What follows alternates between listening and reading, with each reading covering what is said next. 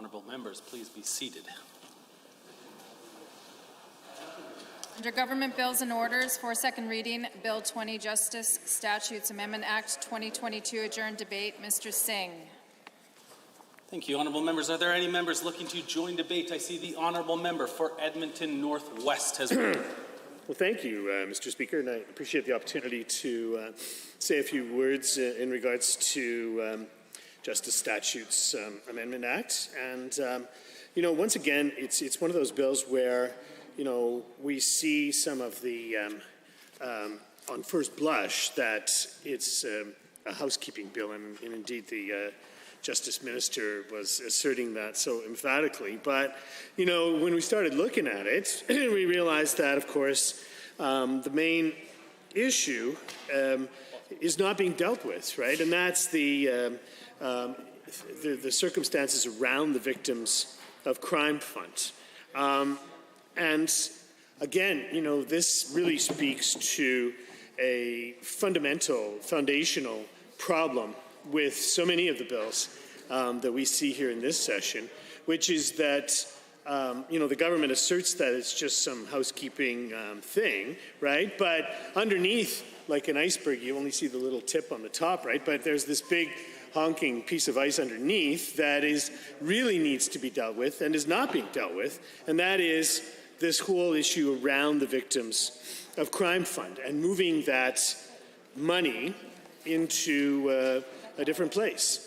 And, when you build something like the Victims of Crime Fund, Mr. Speaker, first of all, right, it is designed to be a self-sustaining mechanism that uses assets that maybe have been seized from other criminal activity, right, from so let's say someone is busted and they're seizing the assets of drug dealers or a drug house, and they sell the house and they sell the vehicles and all that stuff. Then that money goes to the Victims of Crime Fund. And so, from the beginning, it was built as a purpose-built, specialized way by which we could have that money from criminal activity moving over to help people who have been victimized by crime in some other location, or it could be the same location, but probably not. And so to mess with that very fine sort of logical balance, right, is a serious problem, Mr. Speaker. And any of the changes to how people can access services for victims of crime, again, it's not just going against common sense, but it's going after a sense of balance and compassion that is what we are meant to provide, right, in justice, right, Alberta justice, and the safety and the security that goes with that as well. For people that have been traumatized by being part of a crime, right, somehow witnessing a crime or, being assaulted or so forth, to restrict the benefits that we can give, like psychological services or other benefits for individuals like that, is unconscionable, quite frankly, right? We know very well that quite often people will be traumatized by criminal activity, and that trauma will manifest itself sometimes years later, months or even years later. I was listening to, again, the fountain of all my anecdotal stories, right, the CBC radio. Just this last night, I guess, it was a repeat of an investigative report where there was a teacher that was sexually molesting high school students, like a band teacher. And some of the people who finally came out to bust this guy, right, had the trauma associated with that manifesting itself many years later when they were adults. The one woman, she went from high school and had a very successful career in the public service. I think she was an assistant deputy minister in the federal government, and then suddenly, after all of those years, she melted down and needed, significant support, lost everything, with the traumatic effects of this sustained sort of a sexual assault that she had incurred when she was a high school student, right? So I guess my point is, number one, that's a terrible story, but I think it's instructive in that people who have been victims of crime in the broadest possible way can have those traumatic effects manifested in their lives months or years later. And so for us to put any limitation on that is irresponsible. And, we must always in this legislature defer to professionals, right? We can't just, be amateur psychologists and say, okay, well, you got 30 days to apply for the psychological services, and after that, that's it. I mean, who are we to set those kinds of limits? As legislators, generalists that we are, right? And, so the whole premise of this bill, right, is by omission, the things it doesn't do, that's the problem that I have with it. And, I think we could really do better, and it's an obvious place to improve on with Bill Bill 20. So as far as I can see, right, this bill does amend 5 different acts, right? It goes for the Corrections Act, Justice of the Peace Act, Missing Persons Act, Victims of Crime and Public Safety Act, and then the Youth Justice Act as well. In many of those other acts, Mr. Speaker, again, we definitely need to focus our attention always, right, on a constant vigilant basis, but also, as these things come forward. For example, we just saw in the last few days talking about the corrections circumstances and the health services that are being provided in corrections facilities, specifically the remand center, somehow changing or putting into question the integrity of access to health care in that facility. And, again, we always, it's a solemn responsibility to ensure the safety and security of all people, and even people who are incarcerated too, right?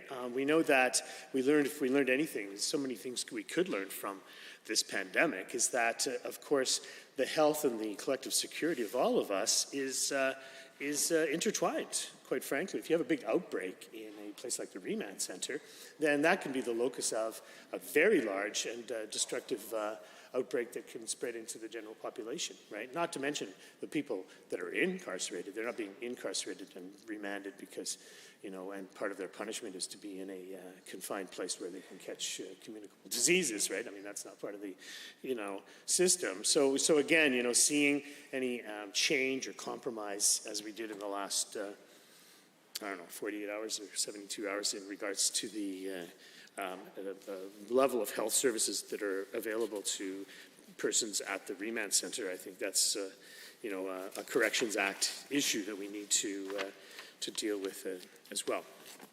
But again, the heart, Mr. Speaker, of our concern around the changes to the Victims of Crime Fund, we saw in 2020 the UCP introducing Bill 16, which changed the Victim of Crime Fund to the Victim of Crime Prevention Fund. And so again, in direct defiance of what the whole thing was set up for in the first place, right? It was not, it was a way to deal with reacting to people that had experienced criminal trauma due to criminal activity. And so, the whole idea that you could move one piece of money over to another, it reminded me, Mr. Speaker, of, they instructed the Premier's office, each department, to go through their budgets and, somehow move money around in different ledgers, so that you could look like you could be reducing the deficit somehow,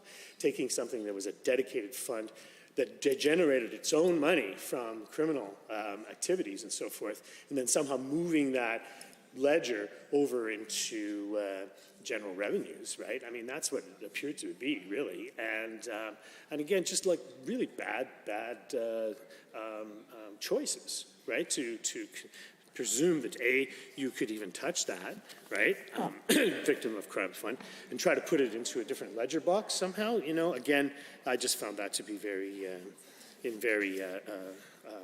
poor choices, right?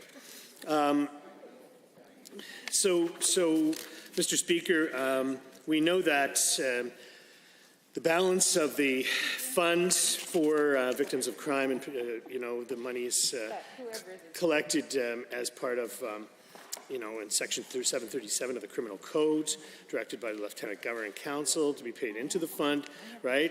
Money collected from surcharges under this Act, money received by the Crown for the purpose of assisting victims, money received pursuant to the Victims Restitution Act, right? None of these things are to do with prevention, right? I mean, we should, of course, have prevention. I mean, prevention is the key to in building a safer and more secure society, right? But, taking it from the Victims of Crime fund to pursue that is, it defies logic and gravity, quite frankly, Mr. Speaker. And, I think that explaining it to anyone in a common sense sort of way, you get a head nod from that as well. So yeah, I mean, of all the, again, building legislation and sort of having a grab bag of so-called housekeeping pieces, is fraught with peril, Mr. Speaker, quite frankly, because if you're trying to clean up some bits of 5 different acts, but then, you're obviously missing the elephant in the room in regards to not reforming the Victims of Crime and Public Safety Act for the obvious omission of not allowing those things to move forward to do the job that they need to do, then, I mean, that's quite simply wrong. Right? As I said before, people will manifest the effects of being a victim of crime in various ways, and sometimes over a long period of time. And, it's not just like cutting a check to say, hey, sorry you witnessed a murder, here's some money, right? I mean, it's all about building support and a support system so that people can somehow rebuild their lives and receive the psychological and maybe medical attention that they require. So really, I mean, I think we could do a lot better in regards to Bill 20. And I really think that I implore both the minister and this government caucus to reconsider their approach to this bill. And so with that, I will take my chair and appreciate the opportunity to say a few words in regards to Bill 20. Thank you very much. And I'm so surprised I actually see the Honourable Member for Edmonton Ellerslie now has risen to join debate. Please, sir. Thank you very much, Mr. Speaker. It's an honor to get up and speak to Justice Statutes Amendment Act 2022. And as was being elaborated on by the member from Edmonton Northwest there. I knew there was a north in there somewhere.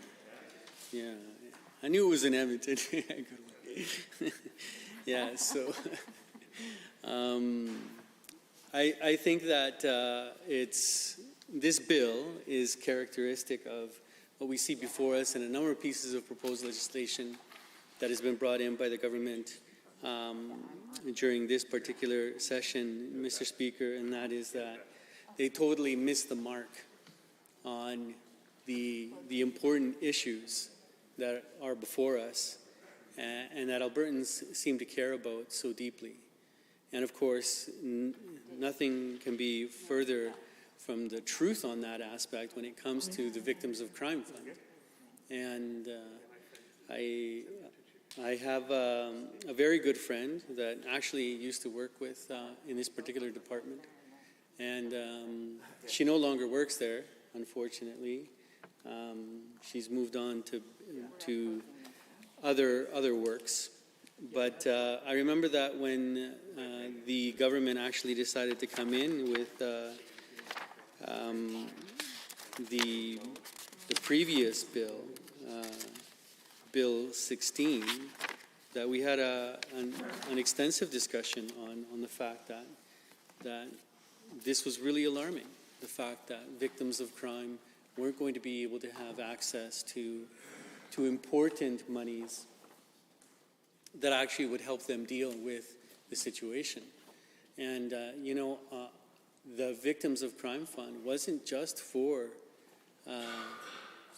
meeting the immediate material needs that the individual may have encountered because of the crime that they experienced, but it also helped with therapy. And a lot of the times when someone goes through something as traumatic as going through a crime, depending on to what degree, but every individual is different. And that's something that she explained to me, is that, she had seen examples of people that had gone through, had seen horrendous acts happen. And, they, according to the individuals, they didn't need any therapy or support because of it. Whereas others may have gone through something what some individuals might consider something minor, and yet that individual did need to go to therapy. So it's all, it's not about how horrendous the crime is. It's about how the individual has been impacted. And I think that this is something that a lot of Albertans are concerned about when it comes to the issue. They would like to see it rectified, or they would like to see, what are the alternatives that are going to be put in place? How are individuals who experience crime going to be able to access money for things like therapy when it comes to these particular issues? Now, of course, what we do have before us is a bill that actually amends 5 different acts, which are the Corrections Act, the Justice of the Peace Act, the Missing Persons Act, the Victims of Crime and Public Safety Act, and the Youth Justice Act. And as was being shared with by the member from Edmonton Northwest, is really kind of like an administrative bill, which, I can see the reasons for these things. However, as I was saying before, it doesn't address the most important aspect that most Albertans are concerned with. But for example, the Corrections Act, it deals with compensation rates for the Alberta Parole Board members can now be set by order in council instead of a regulation. And this brings it in line with others, agencies, boards, and commissions. The Justice of the Peace Act, it gives the Chief Judge of the Provincial Court of Alberta the discretion to designate a Justice of the Peace as either part-time or full-time. And this also means the Chief Judge can change a designation between full and part-time if the term is not expired and other conditions are met. And similar to process for judges. So before that, the government had a process through regulations. So, as you can see, a lot of these are quite administrative. I would even delve into the ground that it doesn't even have to be done in a regulation. It's now being pushed into orders in council, which of course puts more power in the hands of the minister and the cabinet. Under the Missing Persons Act, it adds a definition of medical information. Now, the Act already had provisions that allowed to access health information, but of course that will change. It allows now TV footage or other video recording to be used in a missing persons case. And it adds a section that a Justice of the Peace can seal court records relating to a missing person case if it interferes with an investigation or endangers people. It also changes the timeline for a review by a special committee of the Legislative Assembly. It will go from 5 years after the Act coming into force to no later than 2027 and every 5 years after. And of course, some of these changes are a result of a previous review. It adds regulations making powers that give the government the ability to define any term not defined in the Act. And I would argue, Mr. Speaker, that of course you wouldn't need to do this if you had proper legislation, right? And it's important that we call that out. Under the Victims of Crime and Public Safety Act, the changes largely that the UCP have made permanent are, it replaces all references to death benefit with funeral expense reimbursement. So according to the government, this does not change any benefit Albertans may be eligible, but it is a change to reflect that advocate felt that the term death benefit was inadequate as there isn't a benefit from a death. And the definition in the Act stays the same, but the name of the benefit reimbursement is changed. It disestablishes out of the Criminal Injuries Review Board. So the board was already disestablished in transitional sections in Section 22 of the Act, and it strikes out the transitional sections of 19 to 23, and this makes a number of the controversial changes that the UCP made permanent. Most of the transitional sections were in place to deal with a class action lawsuit, in fact. Under the Youth Justice Act, the changes are to align the Act with changes from the Federal Criminal Code.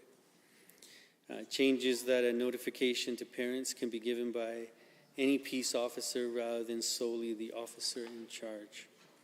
And it updates sections on forfeiture, and according to the government, the changes won't be a change in policy. So when, as you see, these are quite slight administrative changes that the government is making, and like as I was saying before, it doesn't actually go into the Victims of Crime Fund. Now, in 2020, the UCP introduced their Bill 16, which did change the Victims of Crime Fund, and to the Victims of Crime and Crime Prevention Fund. Now, I just wanted to highlight some of the changes that were made there.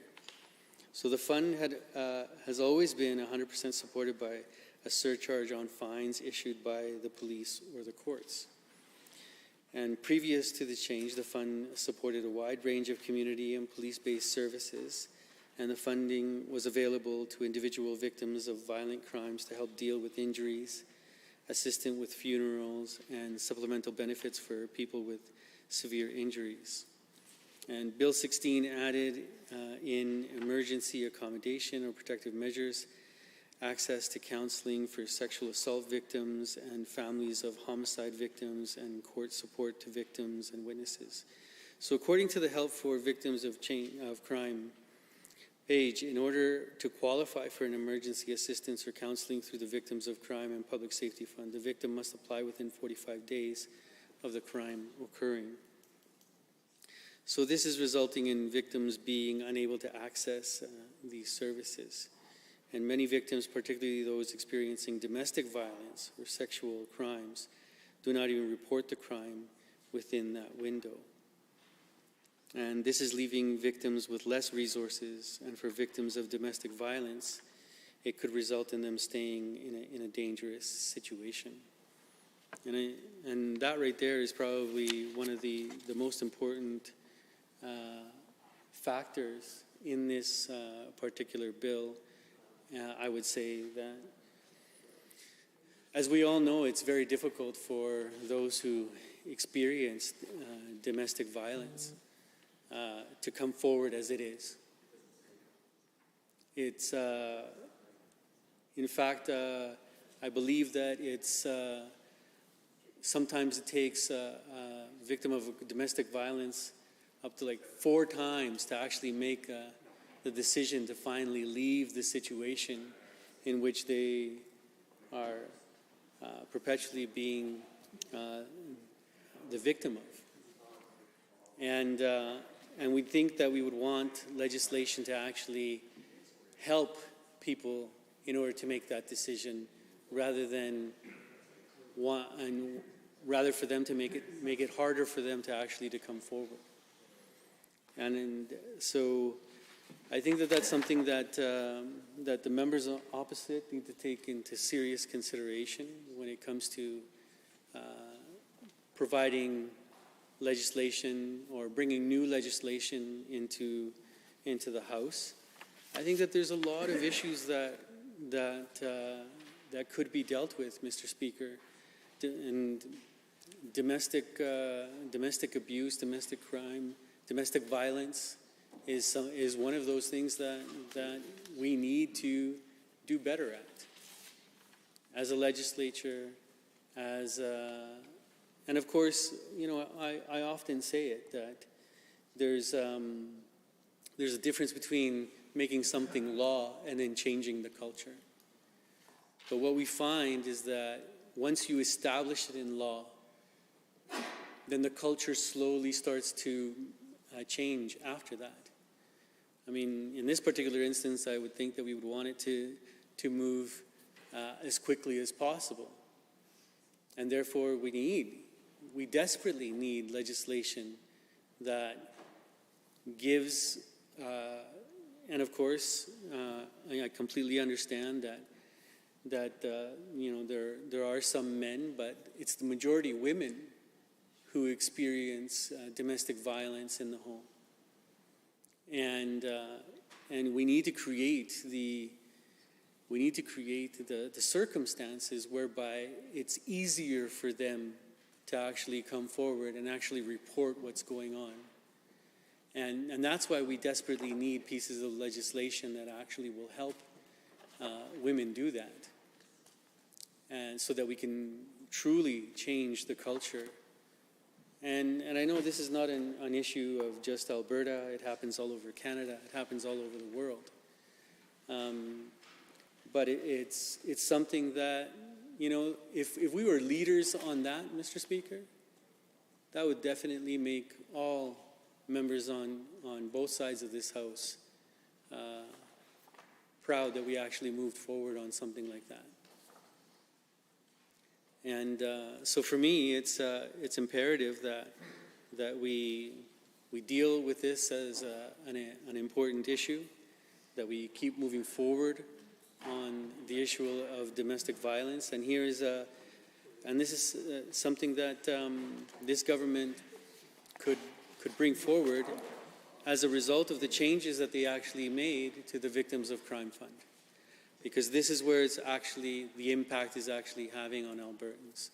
So with that, Mr. Speaker, I thank you for the opportunity to be able to provide my thoughts. Thank you, Honourable Member. Are there any members wishing to join debate? I see the Honourable Member for Edmonton Riverview has risen. Well, thank you very much, Mr. Speaker, and it's my pleasure to join debate on Bill 20, the Justice Statutes Amendment Act 2022. And like has happened several times before, the UCP have put forward a bill that is an omnibus bill with several acts being impacted. And of course, when many acts are opened in one bill, it is sometimes it's seen as not really a fair way to put forward legislation that actually be dealt with individually. And there is concern, and certainly I remember hearing much concern expressed by the UCP when we were in government if we did that on the rare occasion. But it seems to be absolutely something that is done quite regularly by this government. And most of the changes, frankly, are more administrative. So there is not huge differences that are of concern. But there is one aspect that we've already talked extensively about the NDP caucus that continues to be a concern. And actually, Bill 20 was an opportunity for the UCP government, if they indeed had the political will, they could have fixed it. And that, of course, is the Victims of Crime Fund. And we know that earlier they brought in Bill 16, which really made it much more difficult for victims of crime to access the fund. And you know, we spoke extensively at that time about our concerns. And so Bill 20, which is another statutes amendment, Justice Statutes Amendment Act, and it opens up the Victims of Crime, the Justice and Peace Act and the Victims of Crime and Public Safety Act. So there would have been a great opportunity, and I'm so sorry that the members of the UCP government are not taking advantage of it, because all across this province, survivors of sexual assault have been impacted in a negative way by Bill 16 and continue to be by Bill 20. So of course this is a hill to die on. This is why certainly I will oppose this bill. And I know my colleagues join me in opposition of this bill. So we know that Bill 16, it allowed UCP to use the Victims of Crime Fund not only to support survivors, but actually to channel or move money to police initiatives. And so that meant that there's less funding for victims of crime. And that certainly is not the direction that we want to go with. And we're concerned that the UCP is doing that. And certainly the Association of Sexual Assault Services, the CEO, Deb Tomlinson, who's someone I know from my previous to being elected. She's a social worker who has been a strong advocate in this area for many, many years.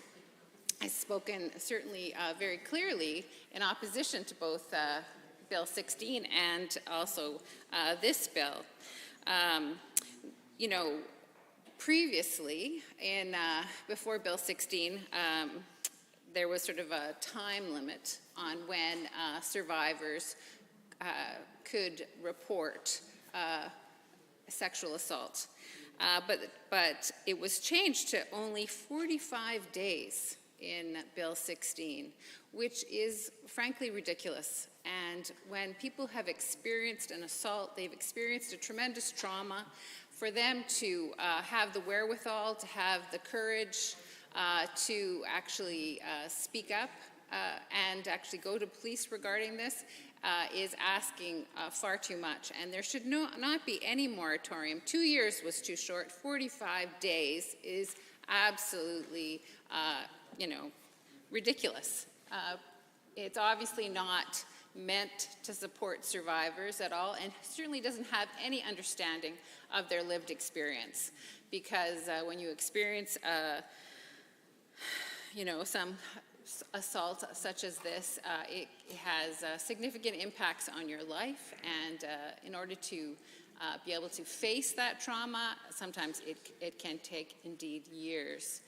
And, women in our society know that even if they did report, oftentimes justice is not done.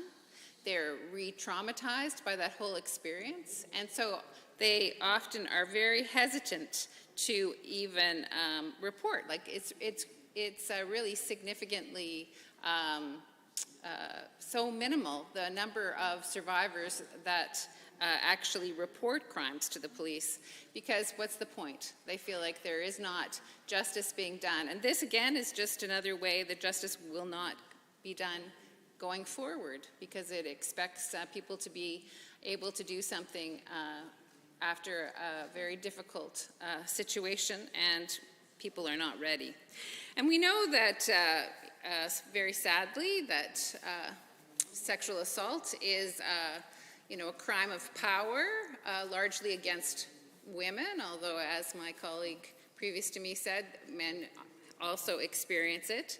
But it is about power. It's a power differential in our society, and we know that here in Alberta, we have some of the highest rates in the country of sexual assault. So this should be top of mind for this government, because they should be doing everything they can to make sure that survivors feel supported and safe, but yet the UCP is doing absolutely the opposite. And it just shows once again that Albertans cannot trust the UCP government. And indeed, it seems like the more vulnerable you are, the more likely you are to have programs taken away by the UCP. And we can see that in so many areas, and certainly the critic area that I'm responsible for, seniors in housing, oftentimes dealing with people on fixed incomes who have very limited resources. It's difficult oftentimes to get work at an elderly age, and so they don't have a lot of options in that. And guess what this government did? These are for extremely low-income seniors. They de-index their benefits. And, we're experiencing tremendous inflation. There's an affordability crisis. And so, why is it that the UCP thinks they should be picking on, the most vulnerable in our society? So this is just another example of that. And that is quite disturbing to me, of course, and should be to the UCP. And so Bill 20 is an opportunity to actually right some wrongs that they did through Bill 16. And the fund, the Victims of Crime Fund, shouldn't be used, for whatever police initiatives they feel they should undertake. We want to make sure that the fund stays, focused so survivors can access that. And certainly we have, been extremely concerned because of Bill 16 and now again Bill 20 that continues this sort of a continued assault, almost like a systemic assault on survivors of sexual assault. So certainly we would like the UCP to release the report completed by the working group to examine the benefits of the funds for victims. We'd like to hear more about that. We still haven't seen that. We want the 45-day limit for the application deadline to be removed. And as I said previously, the 2 years was too short, and 45 days is certainly much too short.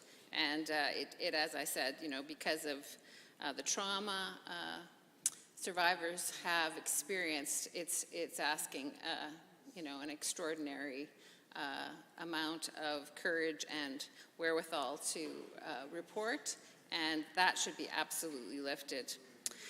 Remove financial barriers to survivors and agencies supporting survivors. Increase the cap on counseling services from 1,000 to 3,000. And certainly we know that even one session, like a 1-hour session, seeing a registered psychologist or social worker, MSW, is, it could be, $250. So it's not very many sessions, and that $1,000 is gone. And we want to make sure that the survivors have the support they need, and so, certainly we're recommending that it be increased significantly, so up to $3,000. We want to reinstate financial benefits for survivors and remove the moratorium on new grant applications from agencies serving survivors, including new programs. So, those are some concrete examples of things that I think the UCP should be moving forward on, and if they are interested in increasing their level of support from Albertans and feeling like they actually are doing something for certainly this very vulnerable population, those are important things that the UCP should move on. And, there's so many levels of sort of discrimination against survivors. And certainly, many, many years ago when I was a social worker in child welfare, and I would go to court, and oftentimes, I had cases where there was some kind of situation where there is issues with sexual assault, or in one particular case, there was a father who wanted unsupervised visits, but we knew from reports from the police that he was a pimp on the street and he was grooming his own young children for the sex trade. And so, of course, we didn't want him to have the right to unsupervised visits with his children because we felt they were in danger. But there were so many levels that we had to fight to make sure that the case was heard and understood. And, I have my master's in social work. I have, I'm a regulated professional. I have experience, I have understanding. And for me, and I wasn't anyone who experienced any kind of trauma or sexual assault or anything, and yet for me, that whole system was, overwhelming, and the barriers were tremendous. So if you can just imagine what someone who doesn't have that kind of educational background, already is experiencing tremendous trauma, who knows, other characteristics of that particular individual. The court system isn't welcoming, frankly, Mr. Speaker, and so we need to make sure that people are supported. I mean, in this particular case that I'm talking about, even I was the supervisor in the case. My staff member, who was the caseworker, she was intimidated by the system, so I went with her to the court case, and even our legal aid lawyer wasn't very cooperative with us. They didn't even want to, present some of the issues that we had. And so I confronted this lawyer, and she just kind of ignored me and walked away. And what happened, and I'm grateful this all happened, but I can see it also not going this way, is that we sat in the front row right behind the lawyer. We are concerned about the safety of these children, having unsupervised visits with their father. And, the lawyer on our side, the legal aid lawyer, was supposed to be defending our concerns and standing up, and she sat there. She didn't do anything.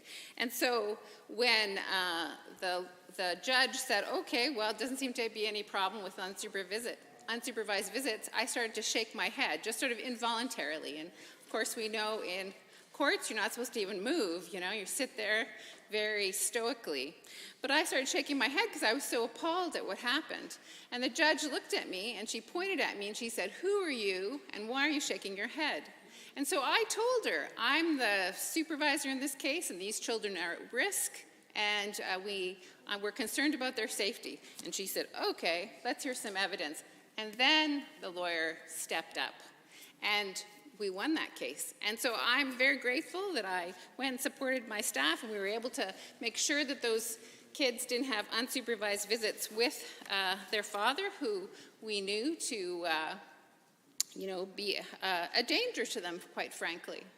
And so we said, we did what we did, but as I said, how many people would be able to do that, and I think it's expecting a lot of some folks.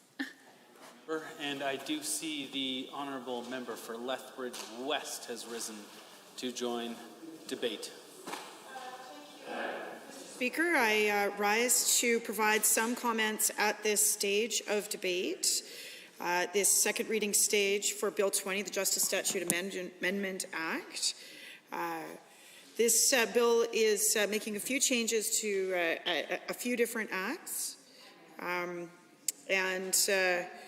it's the Corrections Act, Justice of the Peace, Missing Persons, Victims of Crime and Public Safety, and Youth Justice Act. Now, a number of these changes rise just ever so barely over the level of miscellaneous statutes, and so I shall leave them aside because the official opposition, having examined them, have no real quarrel with what is being done here. The exception, of course, Mr. Speaker, is the Victims of Crime and Public Safety Act changes. Because essentially what happens through this act, or through this bill rather, is that the changes the government made previously in the summer of 2020, I believe, makes them permanent. It replaces some of the language around death benefits with funeral expense reimbursement. The definition in the Act stays the same, but the name of the benefit reimbursement has changed. And there's a number of other changes that essentially it solidifies the changes that we saw in the summer of 2020. Now, at the time, those changes, the bill was numbered 16 in 2020. It changed the Victims of Crime Fund to the Victims of Crime and Crime Prevention Fund. Now, that fund had always been 100% supported by a surcharge on fines issued by the police in the court, or the courts, and previous to the change, the fund supported a wide range of community and police-based services, and funding was available to individual victims of violent crimes to deal with injuries, assistance with funerals, and supplemental benefits for people with severe injuries. And there is no question that there was also, however small, there was definitely a number of different counseling opportunities and lump sum payments for victims of crime. And in particular, I'm going to focus my comments on sexual assault survivors, because I have heard the most from various organizations on this matter. Now, the rationale at the time was that there was $74 million sitting in the Victims of Crime Fund, and the government wanted to take that money, and rather than ensuring an appropriate balance within the government's operating funds, it would take that money and use it to pay for Crown prosecutors. This, of course, after a massive multi-billion-dollar corporate income tax cut that did nothing to create jobs, diversify the economy, attract investment. So, you know, there's a massive hole blown in the budget. So raid the Victims of Crime Fund, I guess, to fund the prosecutors. So that is, they brought in legislation in order to do that, and this solidifies that. What's particularly ghoulish about it at this point, Mr. Speaker, is that we have a multi-billion-dollar surplus. The price of WTI today was $99. The 21-22 fiscal year is going to be a surplus numbering in a couple of billions, owing to the spike in the price of oil. Certainly, we will see some of that at the fiscal year end on June 30th. And then, of course, there's what's happening with the 22-23 budget, which again, due to the a number of different geopolitical and other instabilities, we are looking at a period of at least a few months of prolonged higher prices of WTI, but also a pretty narrow differential. I noticed today was about $13. And that improves the overall fiscal position, even if the government just sits back and collects the money. So what is so galling here is we are now cementing these changes to raid this money. The province indicated that they were going to review victims of crime and blah, blah, blah, and tra-la-la. Well, what they did was they suspended a number of the counseling sessions. They suspended a number of the lump sum payments, and they have narrowed the reporting time to 45 days from 2 years. Now, 2 years was even not long enough in terms of reporting of a sexual assault. There's no question, but 45 days is just well, I mean, it's designed to fail. It's designed not to provide victims of serious crime with what they are entitled to after there have been surcharges on fines by people who were found guilty of various things. Those fines were paid. That money was supposed to go to victims of crime, and now it's going heaven knows where. So we are, but it is certainly not going to victims of crime. You know, there's been all of this noise that the government made about, oh, we're going to have this, you know, traveling panel or these people to, you know, admire the problem, but nothing's actually been done. And meanwhile, victim services groups are left with fewer counseling resources, fewer resources for before court and after, and victims themselves are left with far fewer options for rebuilding their lives. Now, the Alberta Association of Sexual Assault Services has been pretty clear with the government about what needs to happen here for victims of sexual assault, and the government has not listened. Recommendation 1, the approval of applications and adjudication of appeals must take into consideration the unique characteristics of sexual assault trauma and the barriers and challenges victims face. Not done. Haven't done anything. They have not lifted a finger on recommendation 1. Recommendation 2. All victims of sexual offences be eligible to apply for benefits with no timeline restrictions based on when the crime occurred and be excluded from application timelines that may apply to other offence categories. That is the recommendation from the Alberta Association of Sexual Assault Services. Government has not done it. Number 3, the new program be a hybrid system that allows victims to access funded and community-based programs and services directly and also provides lump sum monetary payments to victims of sexual assault and sexual abuse. Have they done it? No, they have not. They are actually have made changes, and this bill makes those, solidifies them to take that away from victims of sexual assault and sexual abuse. Recommendation 4, the fund categories be expanded to include financial support during and after court proceedings. Are they doing this? They are not. Sexual assault victims do not have access to those funds for those services. This is a moral outrage. Recommendation 5. The fund categories include support that specifically addresses the long-term impacts of sexual assault and sexual abuse. Totally not done. Recommendation number 6, the fund categories include a formula or a multiplier to ensure equitable access to services for those victims of sexual assault and abuse living in rural and remote communities. Nothing has been done on that for their own constituents. The UCP MLAs that are voting in favour of this should have some very serious questions for their Justice Minister, how they can justify taking this money away from their own constituents, Mr. Speaker. So no, I think that the position of the official opposition is that we will not be supporting this piece of legislation. The fact of the matter is that absent the changes to the Victims of Crime Fund, is a perfectly fine, serviceable piece of legislation. But those pieces certainly make it such that we cannot support it in its current form. Now, if the government was to do the following things, we might consider it. For example, we should ensure that 75% of the Victims of Crime Fund would be reserved for victims and victim servant agencies. How difficult is this? 3/4 of the fine revenue that comes in from people who have committed offences, 3/4 of it goes out to the victims of serious crime. Why is that a problem? Who would vote against that? Money is not the problem these days. But apparently the principle of supporting victims is the problem, and that's why it's not in this bill. Now, we also proposed an amendment to Bill 16 in 2020 to ensure accessibility to justice and financial aid is not limited to victims of crime due to reporting timeframes, and that minors who have witnessed acts of violence are also eligible to receive financial supports. If that was in this bill, we would vote for it, but it is not, because minors who have witnessed acts of violence are not supported by these UCP-MLAs and their approach to victims of crime. They're just not. They're just not. There's nothing for them here.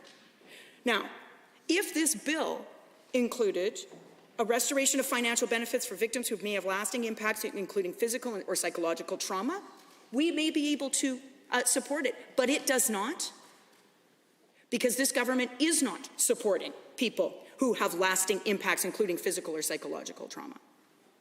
If this bill opened up, allowing for benefits beyond a severe neurological injury, we may be inclined to support it. It does not.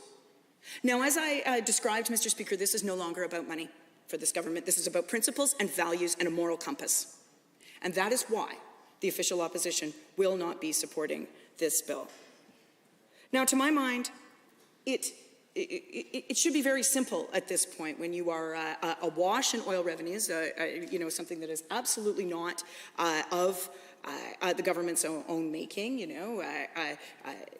is true that they are certainly at the whims of fortune, that the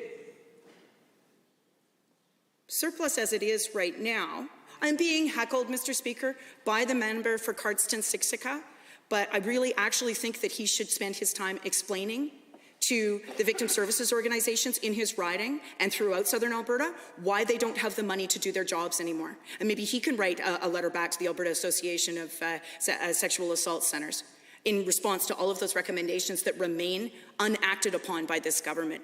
I would suggest that opening up his laptop and spending his time that way is a better use of his time than heckling me while I'm trying to speak to a bill. Anyway, moving on.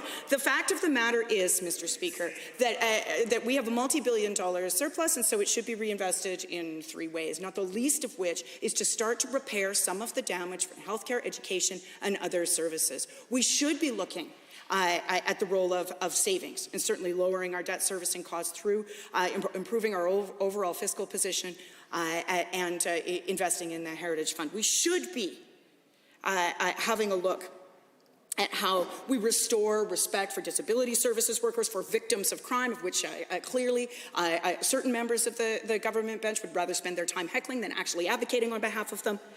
Certainly, we should be restoring respect for disability service workers. We should be restoring respect for teachers. And of course, we're restoring respect for healthcare, both the patients and the people who work in it. Those should be our priorities, in addition to making life more affordable. But I'll tell you what doesn't make life more affordable: having to pay out of pocket for extremely expensive counseling sessions after being a rape victim, which is what this government's changes to victims of crime have left people with.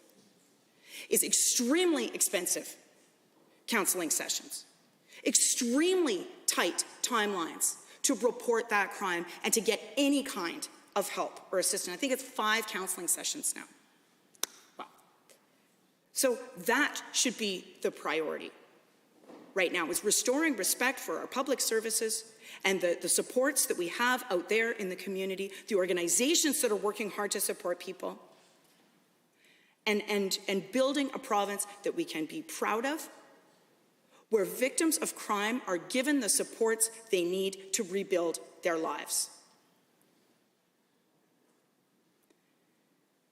And it is with a concluding thought, Mr. Speaker, that I will conclude my comments on Bill 20. I look forward to the comments from the honourable member from Cardston-Sixica and him tabling the letters to the Alberta Association of Sexual Assault Centres in his response to their recommendations. Thank you, Honourable Member. Are there any members wishing to join debate on Bill 20? Otherwise, I am prepared to ask the question and offer the opportunity to the Honourable Member for Grand Prairie, I believe, to close debate, should she so choose to take it. That is waived. The Honourable Member for Grand Prairie has moved second reading of Bill 20, Justice Statutes Amendment Act 2022, on behalf of the Honourable Minister of Justice and Solicitor General. Does the Assembly agree to the motion for second reading? All those in favour, please say aye. Aye. Any opposed, please say no. No. I believe the ayes have it. That is carried and so ordered. Bill 20, Justice Statutes Amendment Act 2022 is now read a second time. Under Government Bills and Orders for second reading, Bill 21, Red Tape Reduction Statutes Amendment Act 2022. Adjourned debate on amendment. Honourable Mr. Billis. Thank you very much. We are on REF 1. I believe the Honourable Member still has some time, should he so choose to take it. The Honourable Member for Edmonton, Beverly, Clairview. However, you only have less than a minute to talk, just so you know. Well, Mr. Speaker, that's a problem, as every member in this chamber knows. If I could trade some time with other members, I'd greatly appreciate that. I know that's not permitted. I was just being witty. Well, Mr. Speaker, I've spoken at length to this bill, and I have a sinking feeling that I will speak to it again. But part of the challenge that we've outlined in this bill, less so, Mr. Speaker, about the fact that this is an omnibus bill. I recognize there are some good pieces to this bill, which I highlighted when I spoke earlier.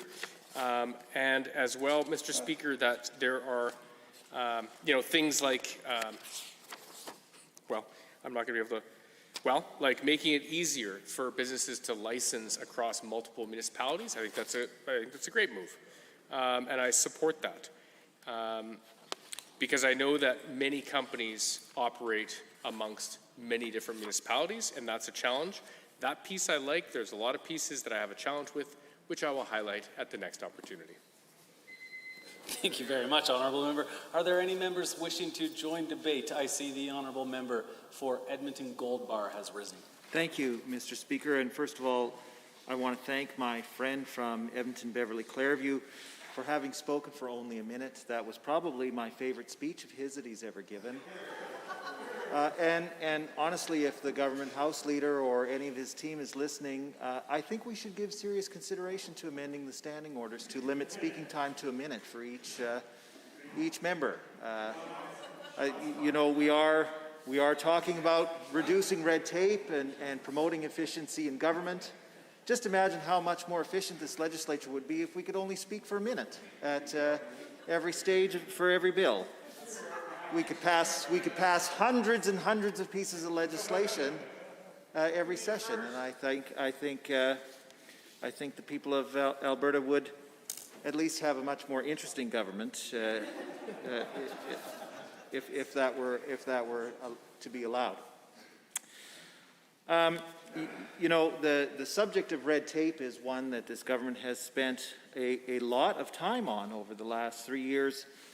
And first of all, I want to offer some comments to one particular member, my friend from Spruce Grove Stony Plain, who has done such an excellent job on the Public Accounts Committee, questioning every ministry that has come before that committee for the last 3 years, asking it to talk about the actions that it's taken to cut red tape. Now, I will admit that I was a little bit disappointed, Mr. Speaker, because for those who aren't familiar with how public accounts works, there are blocks of time where you can go back and forth with ministry officials.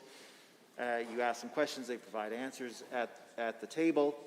And then at the end of the meeting, there is a 3-minute block where we can submit written questions that they follow up, that ministry officials follow up on 30 days after they're answered, unless you're the Ministry of Education, in which case you take as much sweet time as you want, apparently, and disregard the authority of the legislature, but that's an aside. The member from Spruce Grove Stony Plain generally asks questions about red tape in those question and answer blocks, which I look forward to. That's probably my favorite part of public accounts. But today he left us hanging, Madam Speaker. He refused to get to the questions for red tape on the Culture and Tourism Ministry, no less, until the 3-minute read-in section of public accounts. So the poor members of public accounts will have to wait at least 30 days until we get answers to the vital question of what the Culture and Tourism Ministry has done in the last fiscal year to cut red tape. That is not fair. And Madam Speaker, I hear the member from Carson Siksika asking if it's only been, it seems like it's only been a minute since I've started speaking, not even. I don't know, maybe time is moving differently depending on the location in the legislature, but it feels like I'm just getting started, Madam Speaker, so. Anyway, so I hope my friend from Spruce Grove Stony Plain takes my helpful comments into consideration and moves those red tape reduction questions up in the questioning order at the next Public Accounts Committee.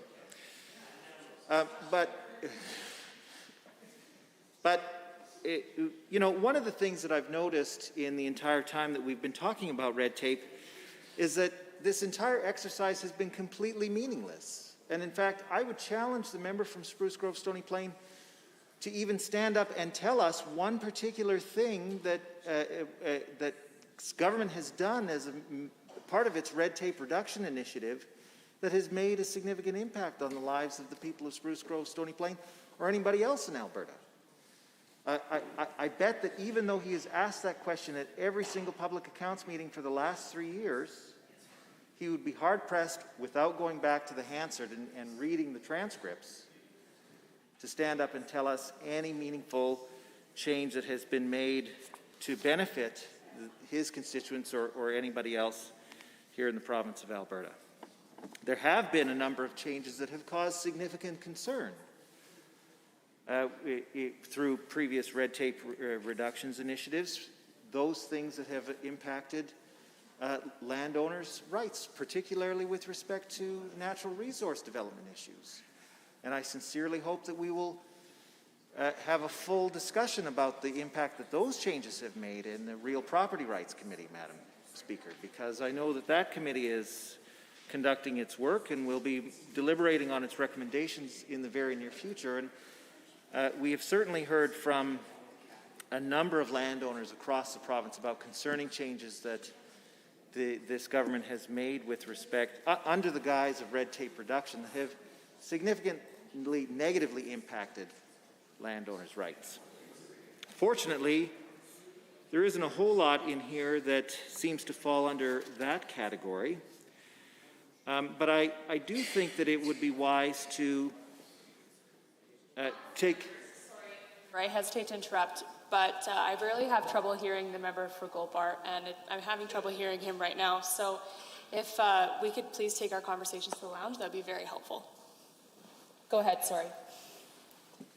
Well, Madam Speaker, I know you didn't say it, but it was the subtext that you wanted to hear the things that I said. So I'm really grateful for that. Thank you very much.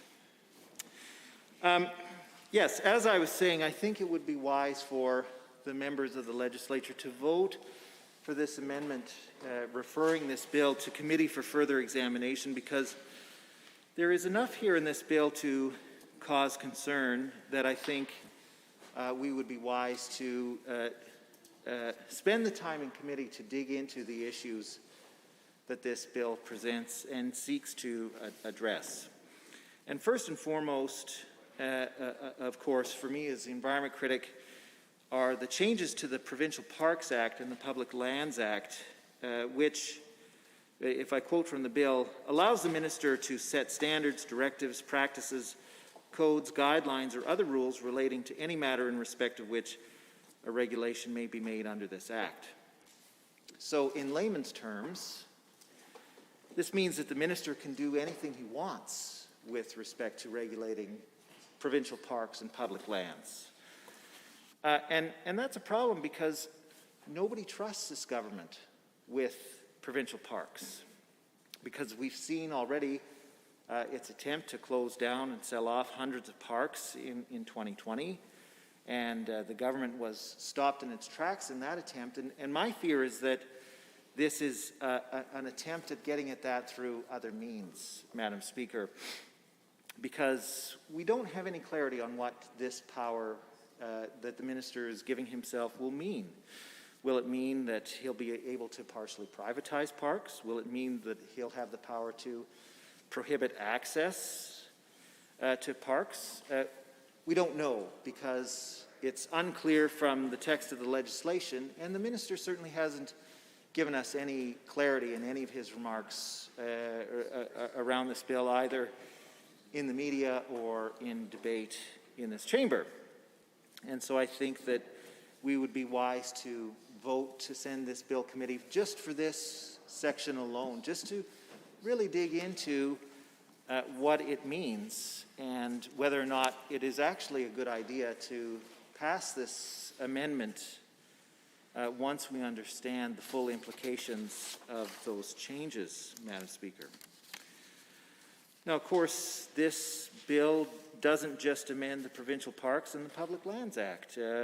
We have 16 other acts that are, 16 acts in total, so 14 other acts that are being amended. The first, of course, being the Animal Health Act. And it's particularly concerning to me, Madam Speaker, that the amendment to the Animal Health Act moves the need to report the presence of notifiable diseases in animals within 24 hours from legislation to the regulation, and that now there is no specified length of time for reporting these diseases in the legislation.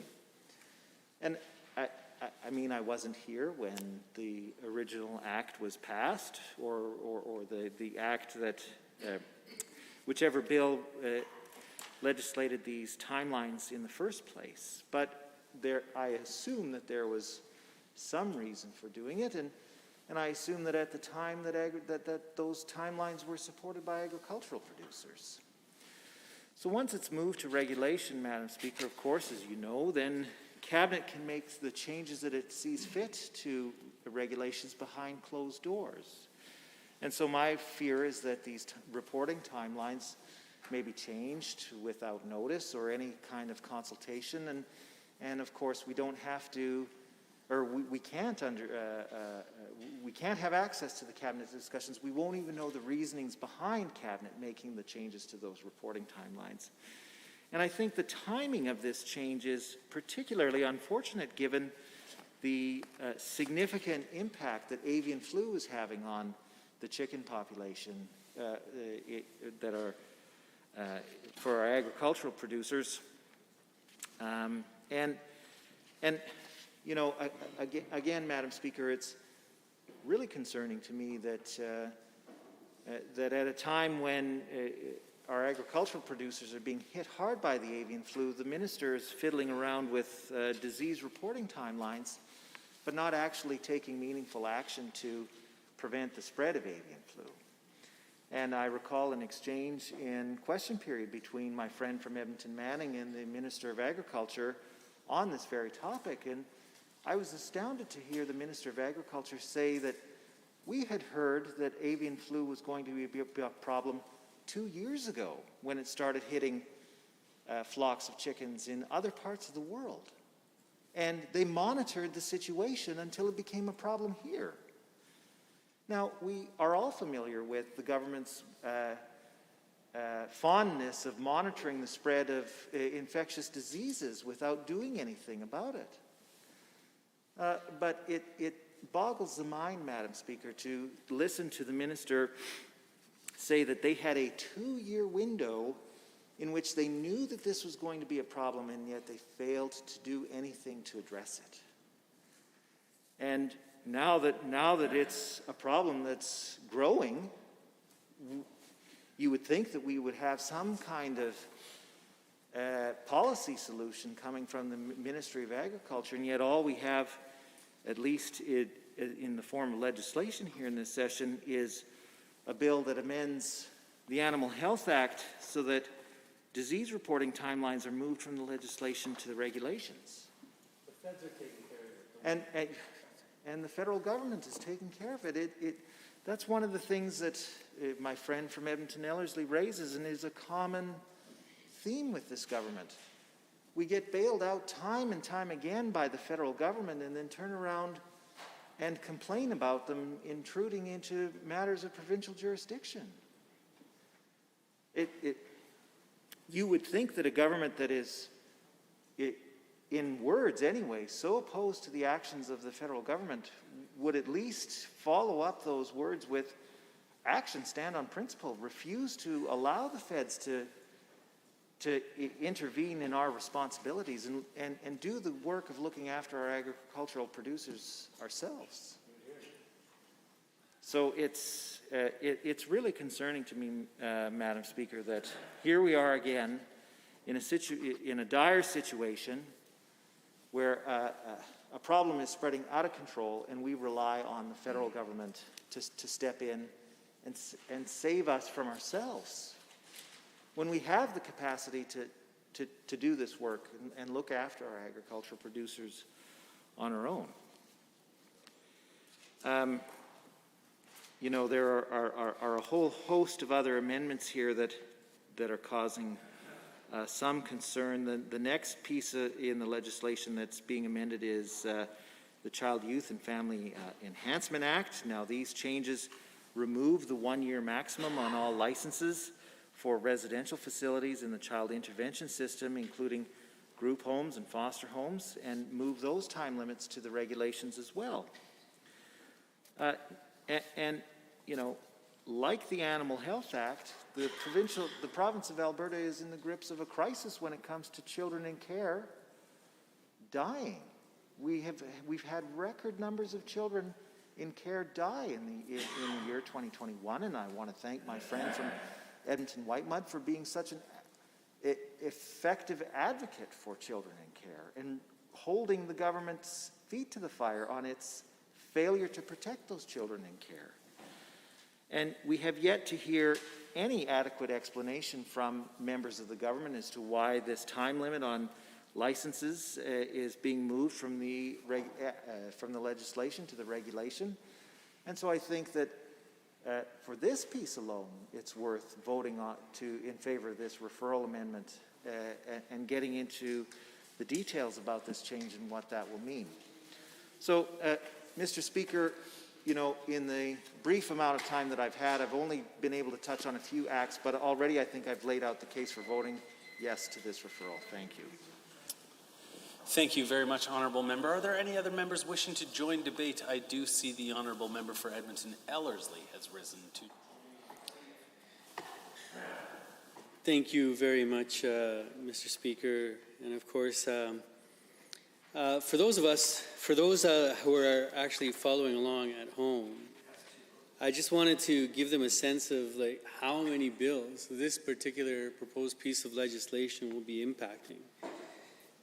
There's 16 acts that are going to be modified according to this bill, and they are the Animal Health Act, the Child, Youth, Family Enhancement Act, Cooperatives Act, Education Act, Health Statutes Amendment Act, Highways Developments and Protection Act, the Local Authorities Election Act, Motor Vehicle Accident Claims Act, the Municipal Government Act, Pharmacy and Drug Act, the Provincial Parks Act, the Public Lands Act, the Railway Alberta Act, Residential Tenancies Act, Rural Utilities Act, and the Surveys Act.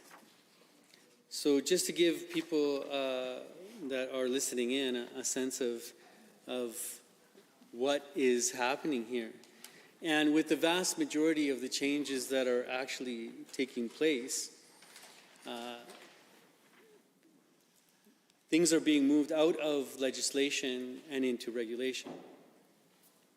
And of course, for those who don't know, when you place majority of decision-making or changes on the regulation, well, the government can just choose to change those at any time that it wishes. At any time that it wants, it can just change a regulation. It doesn't actually have to come into the legislature. It doesn't need to be debated at all. And the government can essentially just make a change whenever it likes.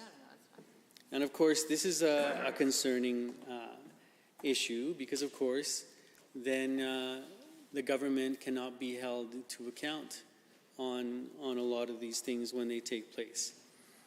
And, you know, for a government that claims that it's doing all it can to be as transparent as it possibly can, you'd think that, well, this is something that it would be trying to curb rather than instigate and bring forward.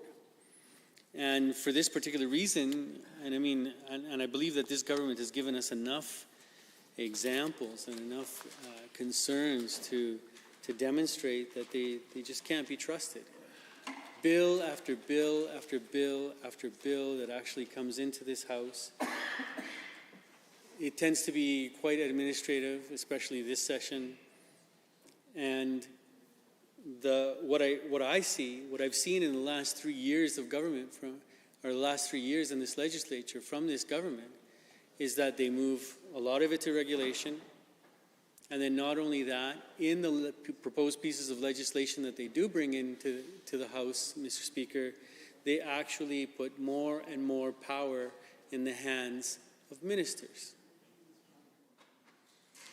Now, I've gone on at length prior to today on the issue that, you know, the agencies, boards, and commissions of Alberta actually help in the democratic decision making and in the governance of here in the province of Alberta, and we count on Albertans to participate on these agencies, boards, and commissions. And actually, they do an incredible job of bringing in perspectives from stakeholders and different interested parties. And it's important that we continue to carry on with that approach. However, what we've seen from this government is that not only are they taking power away from agencies or decision-making from agencies, boards, and commissions, but then they're actually taking that and giving it to the minister. And that is what's concerning, because when you start adding up all of these factors, you start seeing that the government can't be held to account, and that it can make sweeping changes whenever it likes. And this is exactly what goes against the idea of strengthening our democracy. You know, the members on the other side like to get up and talk about how they're strengthening democracy, but their actions are actually demonstrating that they're making it worse. And this is what I find so perplexing, because, you know, we have members on the other side of the House that, you know, prior to 2019 were members of the Wild Rose Caucus, who, and I admit that the Wild Rose, you know, we may not see eye to eye on particular aspects, but accountability was part of their narrative. And keeping the government accountable was part of their narrative. Now, those same members that used to be on this side prior to 2019, who would get up and talk about strengthening democracy and that there needs to be government accountability, are the same members that are on that side of the House. You know, they're the private members of the government caucus, not involved in the actual decision-making. And now they're actually supporting legislation which takes power away from agencies, boards, and commissions and gives it to the minister. And then not only that, putting more and more of the decision-making process into regulation, which is therefore goes against accountability. What they used to be firmly for when they were on this side of the House. And that's what I find incredibly perplexing by members on that side who, you know, although I don't agree with them ideologically on strengthening our democracy and accountability, I do. And so it just demonstrates for me why this government can't be trusted. It can't be trusted by these particular actions that it's taking, because it's what's it trying to hide? Why does it need to go in? Why do certain decisions have to go into regulation when before they were in legislation? And I think that that's what this whole body was set up to do. Bring in legislation, review the legislation, let's debate the legislation so that then we can make the legislation better and more practical for the people of Alberta so that they can, you know, do the business that they need to do, whatever that may be. But here's a perfect example of how this government is making moves to be less accountable to the public, less accountable to this legislature, less accountable overall, and that's why they cannot be trusted. There are, I don't disagree, there are some parts of this proposed legislation that I see are very practical and that are indeed needed, and I agree with. But there are some that I don't, and that's what's concerning about this. Because if they would have been brought separately, then we could have potentially voted those certain things in, and the ones that we don't, we would have left out. And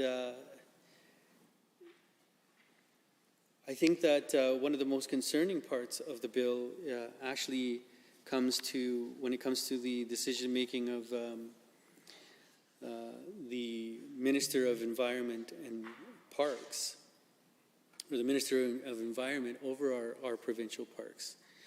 And just to be clear, I'm going to quote from the bill. It says, under Minister's directives and codes, it says, the Minister may set standards, directives, practices, codes, guidelines, or other rules relating to any matter, and I'll stress that, any matter in respect of which a regulation may be made under this Act.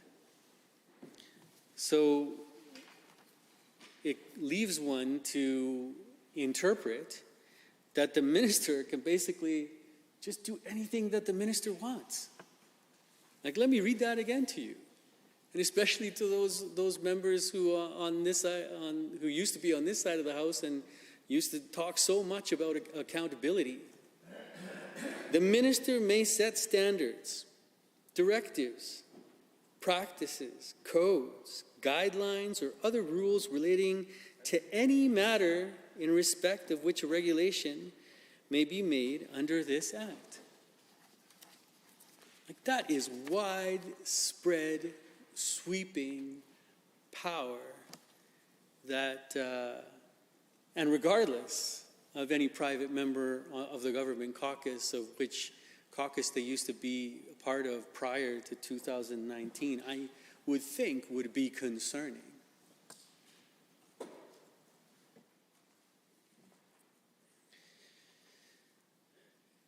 It has been made evident that Albertans do not trust this government with our cherished provincial parks. And many of my colleagues on this side of the House have actually gone into the reasons why when it comes to coal mining and the eastern slopes. We saw how Albertans were actually enraged by what was being proposed by this government. Now, we actually vote this piece of legislation through. The Minister of Environment will just run roughshod over all of that. Because it clearly states here that basically the minister can do anything that the minister wants to do. Absolutely no accountability to this legislature, never mind to the people of Alberta. And that is quite concerning. And why members from the other side of the House, private members of the government caucus would actually agree to something like this, I have no idea. I have no idea. It could give the minister the power to partially privatize a park. Perhaps powers to restrict access to a park. And of course, these are just guesses. These are just assumptions I'm making, of course. But because we don't know. We don't know because now it's no longer in legislation, and the minister will be able to bring anything that he wants into regulation through this proposed piece of legislation. And you have to wonder, you know, it seems that in any omnibus piece of legislation, most of what's being proposed is essentially good. You know, I mean, of course it's debatable, but they always try to slide. This government always tries to slide one huge piece in with its omnibus bill that is, I would say, is quite controversial. And none is more controversial than the one that we have before us right now with this particular proposed piece of legislation that, of course, gives such widespread and sweeping powers to the Minister of the Environment. The other aspect of this is, of course, the confusion that was made between the Minister of Red Tape Reduction and the Minister of Education. One was saying that the bill would do one thing, while the other was saying that no, it wouldn't do that. There wasn't even agreement among the front bench on what this piece of legislation would actually be doing. So there's a number of reasons why we would need to refer this to committee, Mr. Speaker. I think that it would be wise for us to do so, considering what I've brought up in debate just now. And so I would highly encourage all members of this House to vote in favor of this referral amendment. Thank you. Thank you, honourable members. We are on REF1. I see the honourable member for Edmonton Rutherford has risen to join debate. Thank you, Mr. Speaker. I appreciate the opportunity to speak to this legislation. My time in this House is coming to a close, and I don't always, I don't want to miss an opportunity to say a few things before that inevitability occurs. And I think in this particular case, I certainly hope the government takes seriously the concerns that we have been expressing, although it is quite evident that the government is not generally willing to heed any kind of comment or consideration that's been presented to them by anyone in this House. In fact, I think on average it's been true of anyone in the province of Alberta once they've made a decision. So I guess my comments will be really directed toward people who are listening in and paying attention to the political process here in the province of Alberta. And the first thing I want to comment on is that we have yet here in front of us, again, a omnibus bill.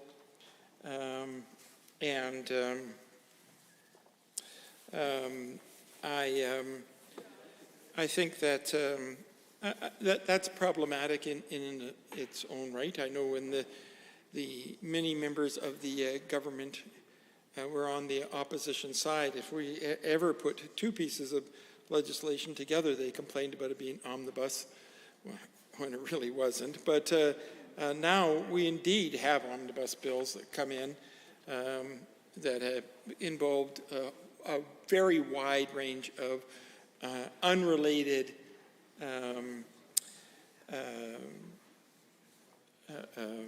legislation that should not be in the same bill because they have no purpose in being there. This is another example of this government adopting the tactics of the Republican Party in the United States and copying their very anti-democratic processes. Something we saw when the Premier was, of course, member of the Harper government in Ottawa, who did very similar kinds of things in purposely piling things together in order to bury certain aspects of the bill amongst other pieces. So I can go through the bill, and certainly I can find things that I think are quite reasonable and things I would like to support. For example, the change to the Municipal Government Acts, where it's easier to do licensing across boundaries so that people can have one business license across many boundaries. So something like that is fine and quite appropriate, but there have been many other municipal-oriented bills that have been in this House that piece could have been introduced into. The question is always why is it suddenly appearing here now? Well, why wasn't it done at the time it could have been done? We have heard this evening a number of the speakers commenting on various aspects of the bill and presenting some very salient reasons why this bill should not proceed. And of course, I would like to add to that, given that this is a referral amendment. I can go through many different parts. Some of them, of course, are going to be supportive of comments already given by other members of the opposition. But I I want to start with one piece that I have not heard a lot of conversation about so far, but one that is close to my heart, and that is the change to the Child, Youth and Family Enhancement Act, Section 2. And now, this seems to be sort of a small, just sort of record-keeping kind of change, one that would be consistent with red tape reduction in the sense that it is a change just in terms of licensing procedures. But I'm very concerned about the choice that is being made here, because we are at a time when the crisis in children's services is the highest it has been in the history of the province of Alberta, essentially. We've had more deaths of children that have been in care or just recently left care this year than any other previous year. And we have to ask ourselves why that's happening, and we should be spending some time doing a very deep examination of the causes of that and a real repair of the child welfare system in this province. And yet here we see in this bill not an attempt to improve situations, but actually to reduce the supervision of care in the child welfare system by taking a rule, which was that people needed to renew a license on a yearly basis, and extending it to 3 years. Now, for many people, they would say, well, that's not much difference, because, of course, they'd be coming from a position of perhaps, a business license, doing something that, perhaps pouring sidewalks or something of that nature. And you say, really, I mean, how much changes from 1 year to the next? And once somebody has got their business license, why can't we just allow them to continue to practice for a reasonable period of time? And in a situation of pouring sidewalks, I might support that. But in this situation, I don't think that this is something that should be considered lightly, because we are not talking about pouring sidewalks, we're talking about human lives. And we know that in this day and age that we are not doing a very good job at protecting those human lives. We've lost so many of them in the last year, in fact, record numbers of them in the last year. And so you have to ask, well, why would you want to extend licenses from 1 year to 3 years? And why would you not want to go back and ensure every single year that the care being provided to children in the custody of the department is actually at the highest possible level of care? Why would you want to let that drift? 3 years is a long time. Can you imagine being a 12-year-old child and something goes wrong in the first year that you were there, and it's not going to be till you're 15 till somebody comes to investigate whether or not the house that you're residing in continues to meet the standards that are necessary? That's an incredible period of time between the ages of 12 and 15. I would hope this government would not allow a negative situation to continue for that period of time. And if they're extending the licensing, they are essentially saying that they are going to decrease the amount of transparency and responsibility to the system from the care providers. So I'm very concerned about this. And I know that the government has said that, oh, don't worry, this will only be used for renewals, but it doesn't actually say that in the legislation. They don't articulate that in a very clear and direct way. So I can't imagine that in fact is a valid argument. And even if it were, I wouldn't be supporting it. I just don't think that we should be doing anything to lessen our attempts to bring the highest level of care to children who come into under the supervision of the Department of Children's Services in this province. And I wish the government would reconsider on that basis alone in this particular bill. But moving on, I guess I have other concerns, and so I will address them as well. For example, the section on co-ops and the decision to reduce the percentage of Canadian ownership for the co-ops from 50%, from 25%, from 50% to 25%, excuse me. And again, I'm very concerned about why would they want to do this? Why would they want to lessen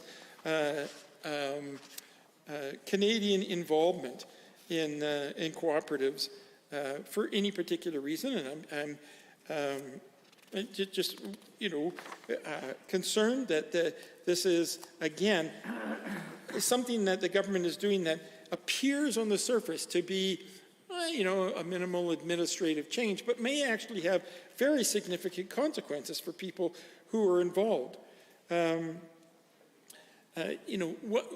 If we continually make the decisions that we do not need to have significant local representation, and we were only asking for 50%, we're only asking for half of the ownership to be Canadian before, so there's plenty of room for foreign investment. Now we are making a decision that we're going to shift it to less than 50%, which means ultimately that foreign ownership becomes the majority on any decision that is made. And so we're ultimately taking the power for decisions to be made in the local constituency to moving it to an international constituency. And why would we do that? Why would we take the power to make decisions on very important mechanisms here in the province of Alberta and shift it to a foreign power? And again, this is another time when the government is given a choice, and the choice is between average Albertans who are trying to make a good living and trying to make Alberta a better place to be, and international corporations who really don't have any interest in Alberta per se, but interest in their own growth, and will be making decisions not based on what's good for Albertans, but make decisions that's based on their own desire to expand their international well-being. And so it means ultimately someone who has an interest in another country will make decisions here that are not good for Albertans, but are good for their services and the products that they own and they sell and the businesses they own and manufacturing and so on in other countries.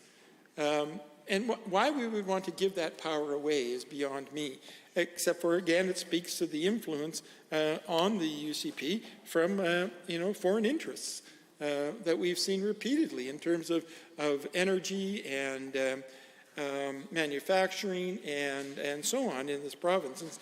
It's very concerning to me that they would make that kind of decision. Anytime you give away your democratic power, you are making a mistake, and you shouldn't find yourself in a place to do that. But then, of course, we have seen this government make many decisions that are essentially reducing democratic power. We've seen them, for example, create a whole new process for bills brought forward by opposition, brought forward by non-cabinet members into this House that goes to a committee. And lo and behold, somehow, 100% of the bills brought forward by the opposition have been killed before they arrived in the House. But that hasn't been true of any of the bills on the opposition side, on the government side. So we can look at this and sort of say, is this a fair process? But I can tell you, as an instructor of statistics at the university before I came here, that the chances of that happening are almost zero without prejudice. So therefore, we would say that indeed there is in fact reason to believe statistically this government is intentionally preventing democratic processes in this House and introduced a process that has never existed in this legislature up to this time. Why would they be reducing democracy? Why would they be reducing the voice of people who voted anything other than UCP in the last election? That's essentially what they've done. This is the move of a government that is taking power and centralizing power and ensuring that there is a minimal chance that opposition will be able to speak to legislation or be able to introduce ideas into the House. We've also seen this government deny witnesses to committees and prevent them from attending these committees. We've seen this government invoke closure more than any government has done in the history of the province of Alberta to prevent opposition from speaking in this House. And in this bill, we see the government handing extreme amounts of power to ministers and moving decision-making away from public transparency into the cabinet room, where we will never know what decisions have been made, and that's been well articulated by the members from Gold Bar and Ellerslie. I think the concern that we have here is that this government is acting in a very undemocratic way, is subverting the Westminster process whenever they get a chance, and it is really unacceptable in this time, and it's time this government stop this bill and bring it back into committee. Thank you. Honourable members, are there others? The Honourable Member for Lethbridge West has risen. Thank you very much, Mr. Speaker, and I rise to provide some comments on Bill 21. And as I understand it, Mr. Speaker, we are on a referral at the moment, meaning that what we are looking for, Mr. Speaker, is a broader public conversation on this bill. There is no question that given its omni-nature, that it requires more study, I think, and a little bit more light and transparency. And certainly, Albertans are watching the government very closely. They're watching, of course, the outcome of the internal party process as of whenever it is, May 18th. And as a result, they're really interested in what the leadership of the province and where the province is going. And so when you have a bill that affects education, municipal affairs, agriculture, children's services, environment, health, service Alberta, transportation, and Treasury Board and Finance, that's going to raise a lot of questions for Albertans. Just exactly what are we trying to spirit through the legislature under the cover of an omnibus bill, particularly when this bill affects some really, really important things that people have raised a lot of concerns about. I'm thinking here of the tremendous public conversations that have been precipitated by the government's mishandling of parks issues and education in particular. And so there's no question that there should be a bit more public comment solicited, and certainly some provision of the opportunity for Albertans to have a closer look at this bill. For example, the bill gives enormous and widespread powers to the Minister of Environment over provincial parks. No one trusts this minister with parks. There are still, since the summer and fall of 2020,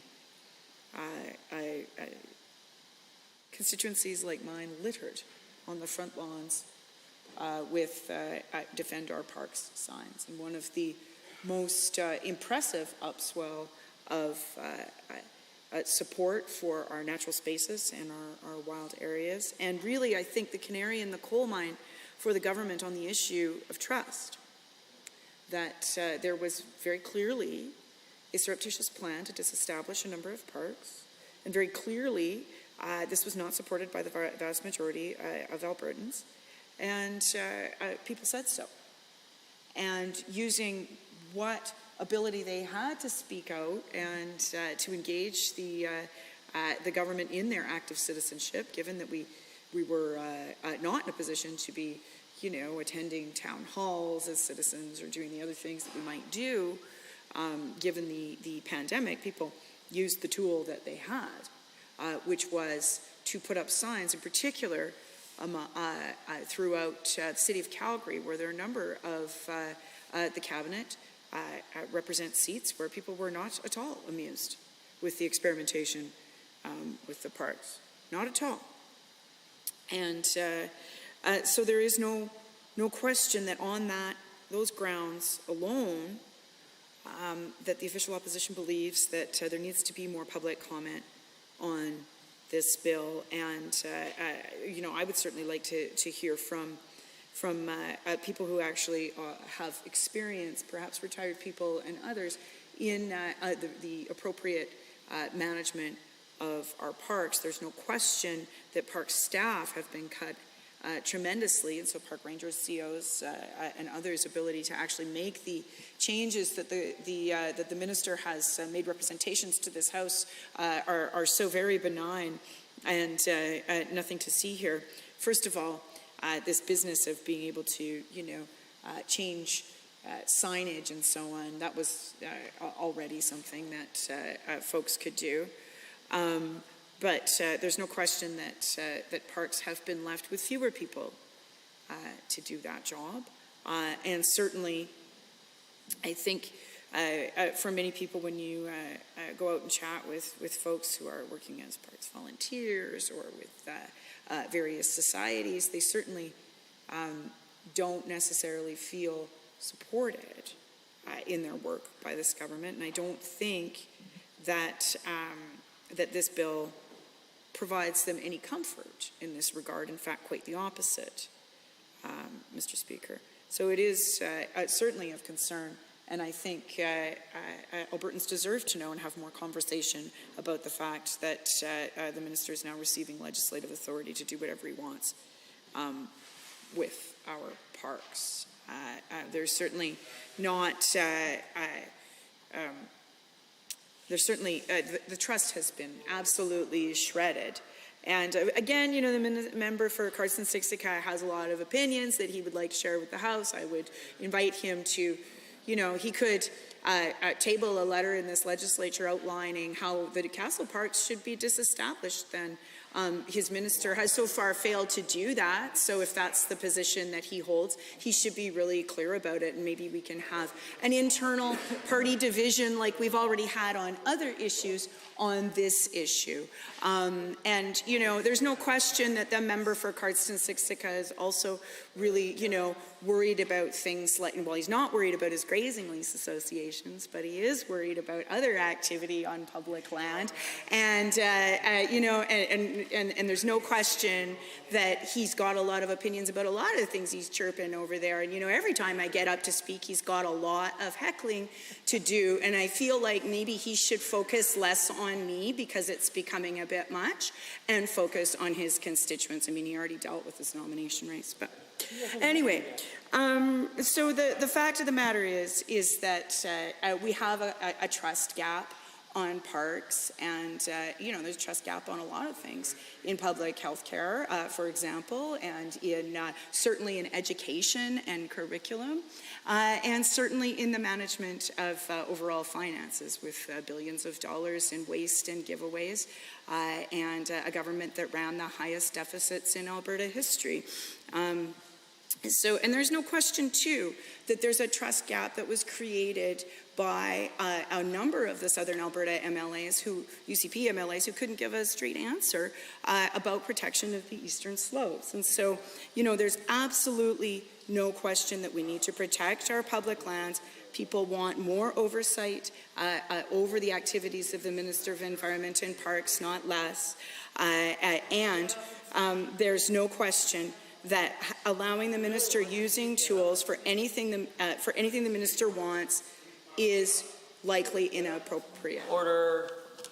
If honourable members want to have conversations, there's lots of places to do that.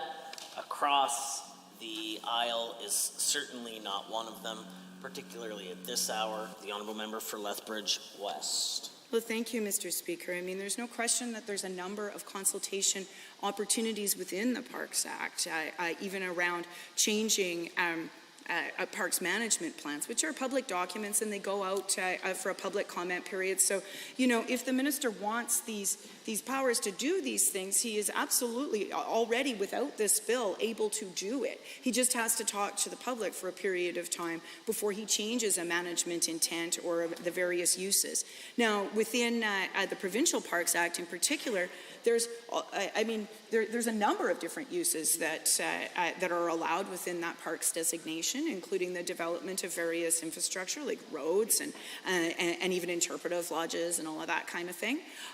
Again, all the minister would have to do is just put that within the Parks Management Plan and then put it out for public comment and satisfy the Indigenous consultation periods, and it would be done. So really, this is not necessary, and there's no question that that's what has bred the distrust, Mr. Speaker, for this section of the Act.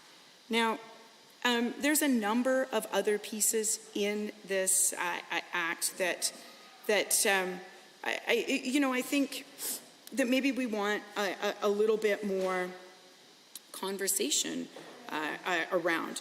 Certainly, the piece around Alberta land titles, it looks good on the face of it. I just have some concerns about the overall management of land titles, and I would prefer some clarification from the government that they're not going to proceed with that, very ill-advised plan to privatize land titles, for example. So that I've just picked out a couple of the pieces that I will speak to in my comments on Bill 21 today. Mr. Speaker, and with that, I would like to move to adjourn debate. The motion is proposed by the Honourable Member for Lethbridge West to adjourn debate. All those in favour, please say aye. Aye. Any opposed, please say no. In my opinion, the ayes have it. That motion is carried and so ordered. Under Government Bills and Orders for second reading, Bill 21, Red Tape Reduction Statutes Amendment Act 2022, adjourn debate on amendment. Honourable Mr. Billis. Honourable members, on amendment REF1.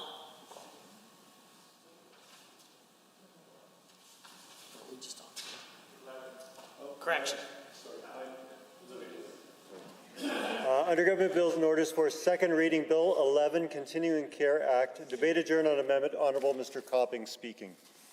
Honourable members, Bill 11, Continuing Care Act on RA1. Are there others? On the amendment, the Honourable Member for Edmonton Northwest. Well, thank you, Mr. Speaker, and I just want to make a few comments in regards to the amendments on Bill 11. Clearly, the issues that we have in continuing care are not being met by this bill.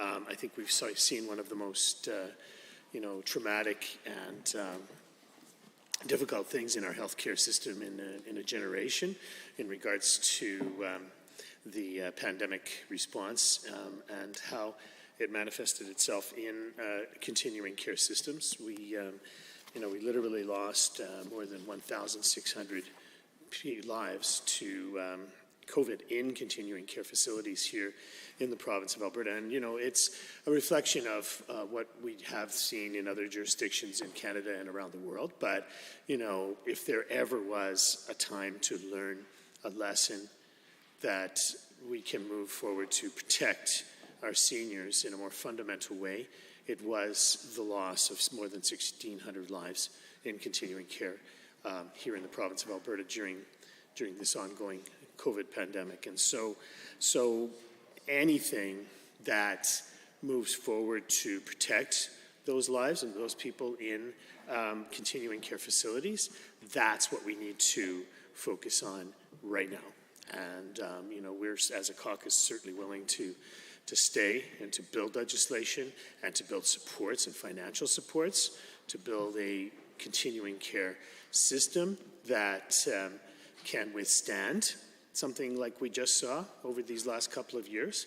I think it's imperative that we do that right now. And so, to expedite that very important work that we should be doing, we need to move past what Bill 11 is offering us and build something that is more substantial, considerably more substantial, Mr. Speaker, because while we do have a young population, we just have a larger population in this province, and what we have a shortage of is affordable, high-quality continuing care facilities for that significant group of people that will be seniors in these coming years. And, you know, it can't be just something for a privileged few that can afford thousands of dollars a month for care, but it has to be something that is universal, an extension of our universal public health system that we need that at this moment, at this juncture. And so Bill 11 just simply doesn't meet that standard. And for the sake of looking after those who are most vulnerable and people who are moving into that position, it's an imperative that all of us must take as a grave responsibility. And there's just so many loose ends with continuing care right now. The facility-based continuing care review, for example, you know, just still hangs in the air.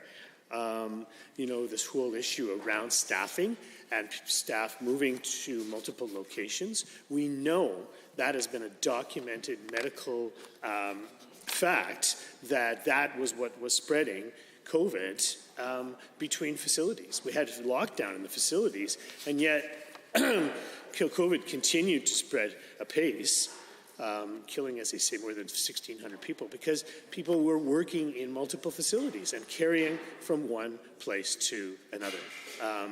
You know, that whole scenario just could have been dealt with so much better. And it's all about capacity, Mr. Speaker, because, of course, people are working in multiple facilities because they're trying to make ends meet. They can only get part-time jobs, and so they have to work at 2 or 3 different places in order to have a living wage and, you know, all of these things add up together.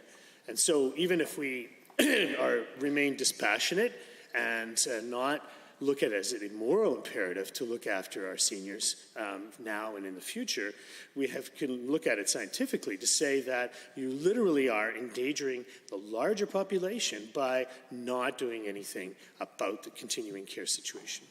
And, you know, we are still in a state of high COVID transmission, so it's not like we're out of that situation at all. And what might come next? I mean, that's the thing, right? We can see that now, that there's a huge vulnerability around virus spread and the potential for that to occur again. And we just logically need to deal with that. If we have people in continuing care facilities that are vulnerable, then a version of that will just simply happen again, Mr. Speaker. It doesn't take rocket science to figure that out. And so Bill 11, you know, I think could do much better. I certainly think that it needs to be not just amended, but scrapped. And I think that my position is reflected not just in our caucus, but amongst the general public as well. Thank you. Calgary, Bular McCall. Thank you, Mr. Speaker. I also want to speak briefly to this motion regarding Bill 11. I think we do know that the UCP has failed the residents of continuing care throughout this pandemic. Albertans cannot trust the UCP with their health care, and we have evidence that over 1,600 continuing care residents in Alberta tragically passed away from COVID-19. And those outcomes could have been different, and we don't see anything in this piece of legislation that will help us fix that. And more importantly, this bill didn't even fulfill the UCP's own promises from a year ago. 1, that they will increase home care. 2, the amount of hours of care that residents will receive will increase. And 3, increase the proportion of full-time staff. They didn't even do that in this piece of legislation. And I think residents in continuing care, seniors in this province, deserve far, far better than this from this government. And that's why this bill does not, should not get the support of this legislature. With that, Mr. Speaker, I will take my seat, but prior to taking my seat, can I move a motion to seek unanimous consent that we move to 1-minute bells for the remaining of this evening.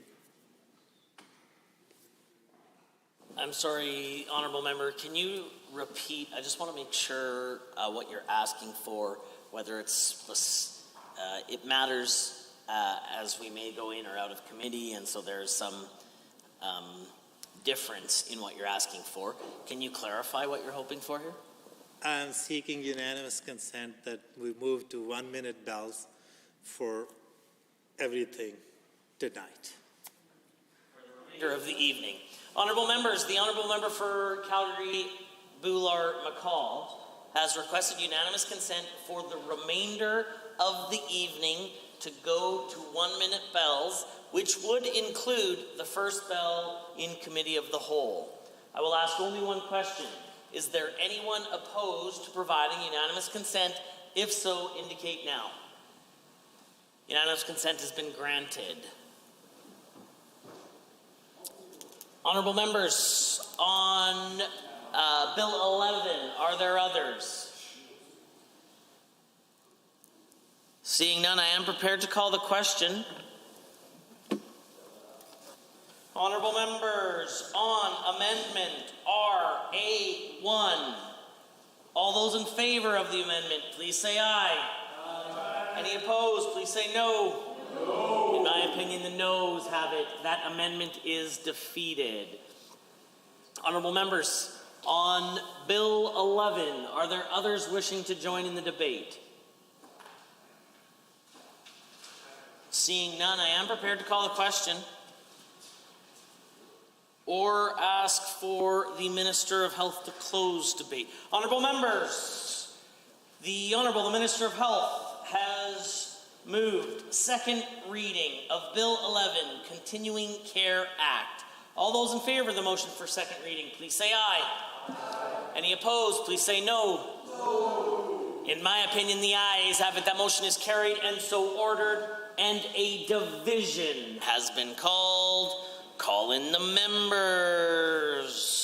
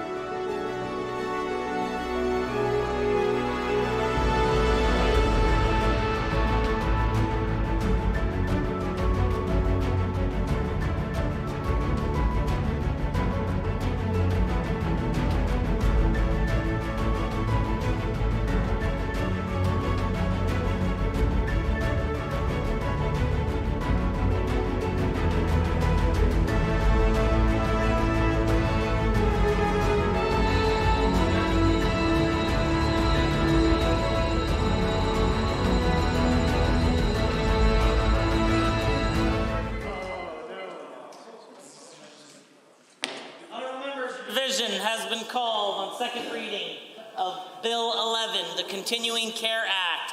All those in favor of the motion for second reading, please rise. The Honourable Mr. Panda, the Honourable Ms. Schultz, the Honourable Mrs. Savage, the Honourable Mr. Nicolaides, Mr. Walker, Mr. Amory, the Honourable Ms. Isaac, Mr. Scow, the Honourable Mr. Nally, the Honourable Mr. Yassine, the Honourable Ms. Furr, Ms. Rosen, Mr. Godfrey, Mr. Yao, Mr. Stephan, Mr. Smith, Mr. Singh, the Honourable Mrs. Allard, the Honourable Mr. Hunter, Mr. Tour, Mr. Jones, Mr. Jean, Mr. Nixon, Mr. Turton, Mr. Long, Mrs. Fry, Ms. Lovely. All opposed, please rise. The Honourable Member Phillips, the Honourable Mr. Sabier, the Honourable Mr. Agan, the Honourable Mr. Billis, the Honourable Mr. Fian, Member Carson, the Honourable Mr. Schmidt, the Honourable Ms. Sigurdsson, Member Loyola. Mr. Speaker, total for the motion 27, total against 9. Honourable members, that motion is carried and so ordered. Bill 11, Continuing Care Act, is now read a second time. Committee of the Whole. You guys.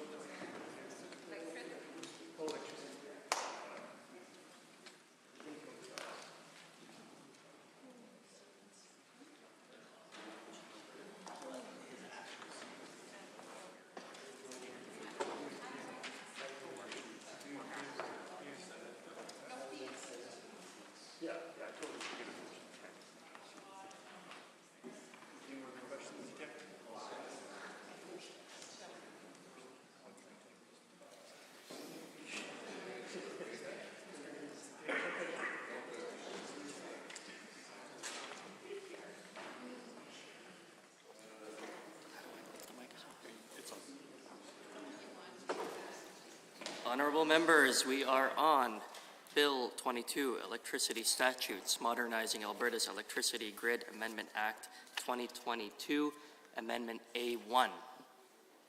Is there any members who wish to speak to Amendment A1?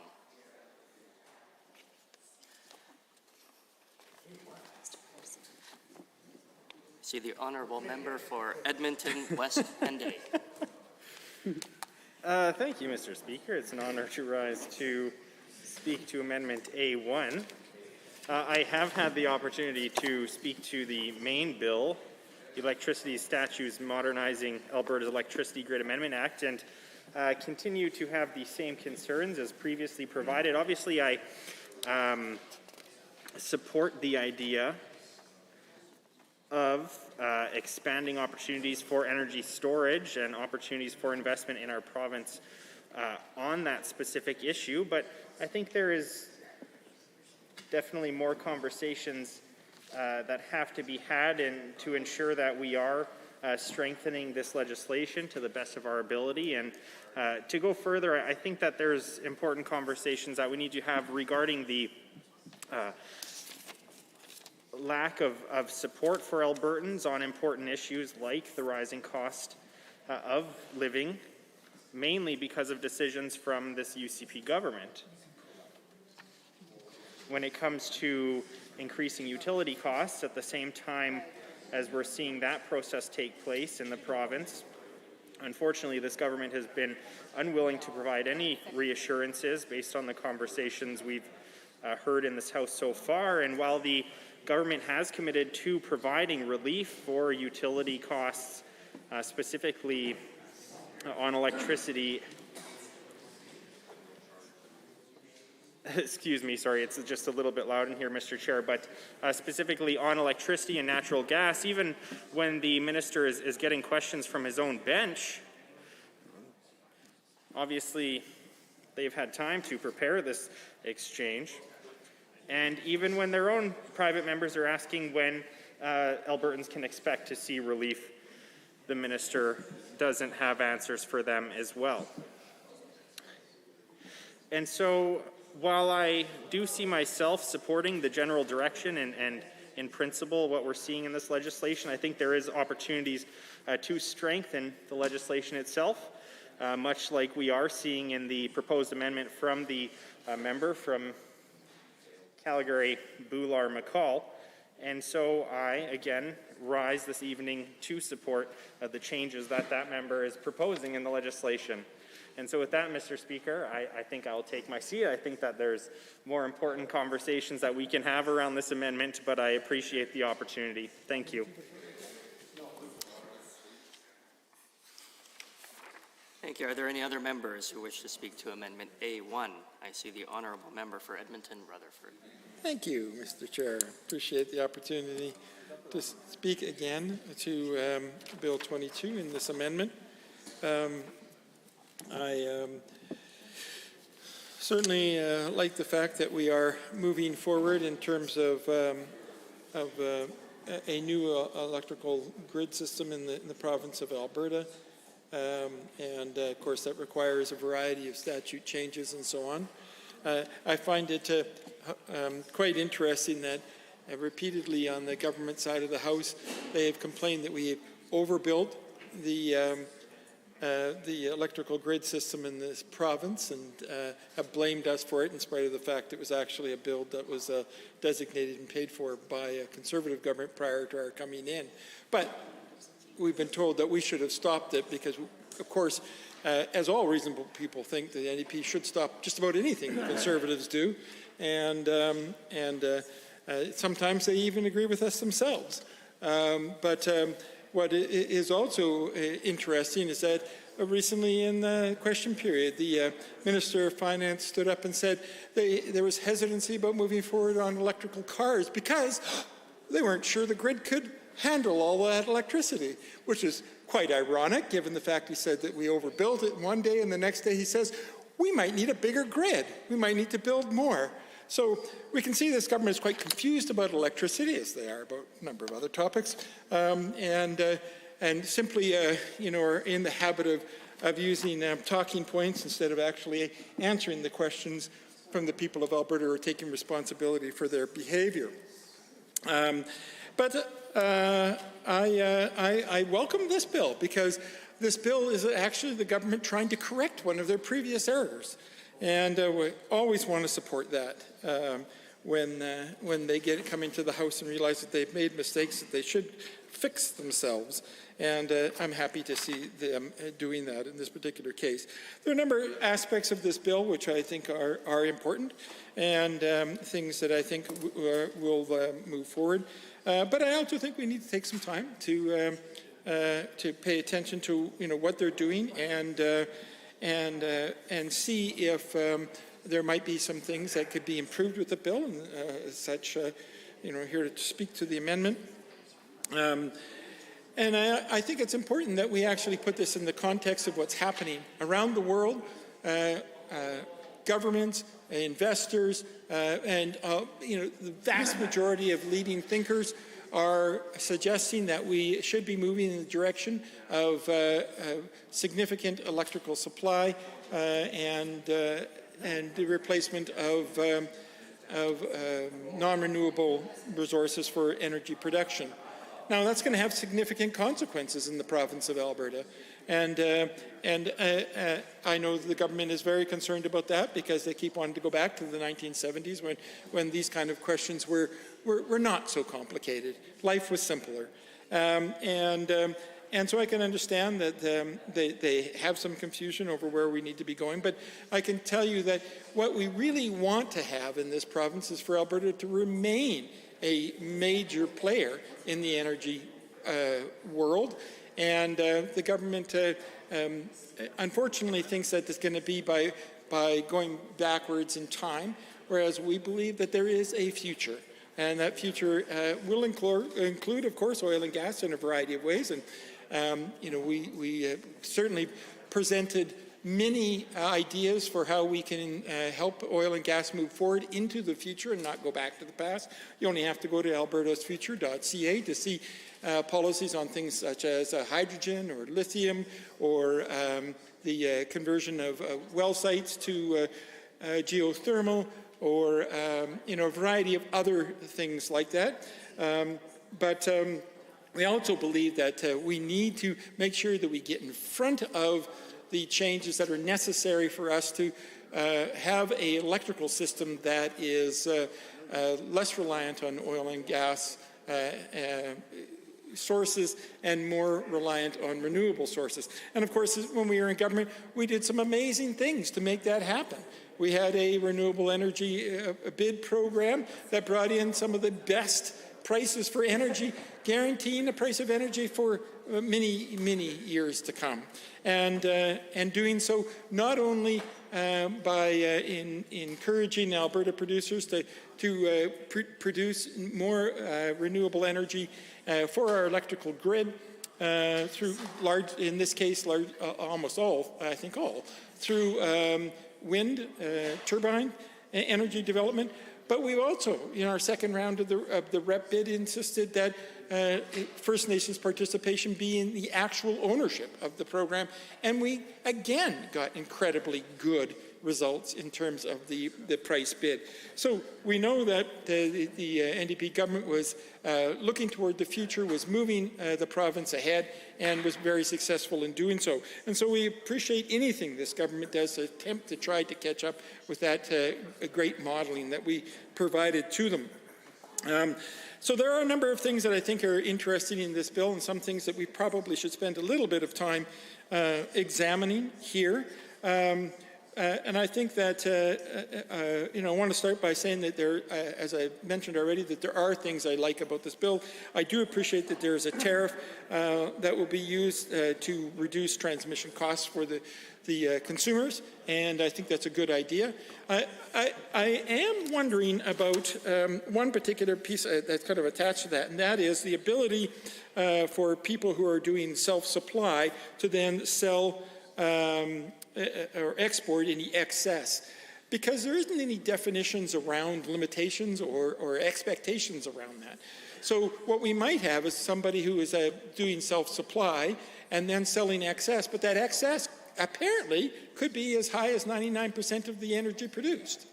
Is that the intention of this government? That in fact people who could actually become exporters of electrical energy in this province, which would require, of course, a very large, well-built grid running down the center of the province toward the places that we might export to, even though the government has constantly complained about the existence of that.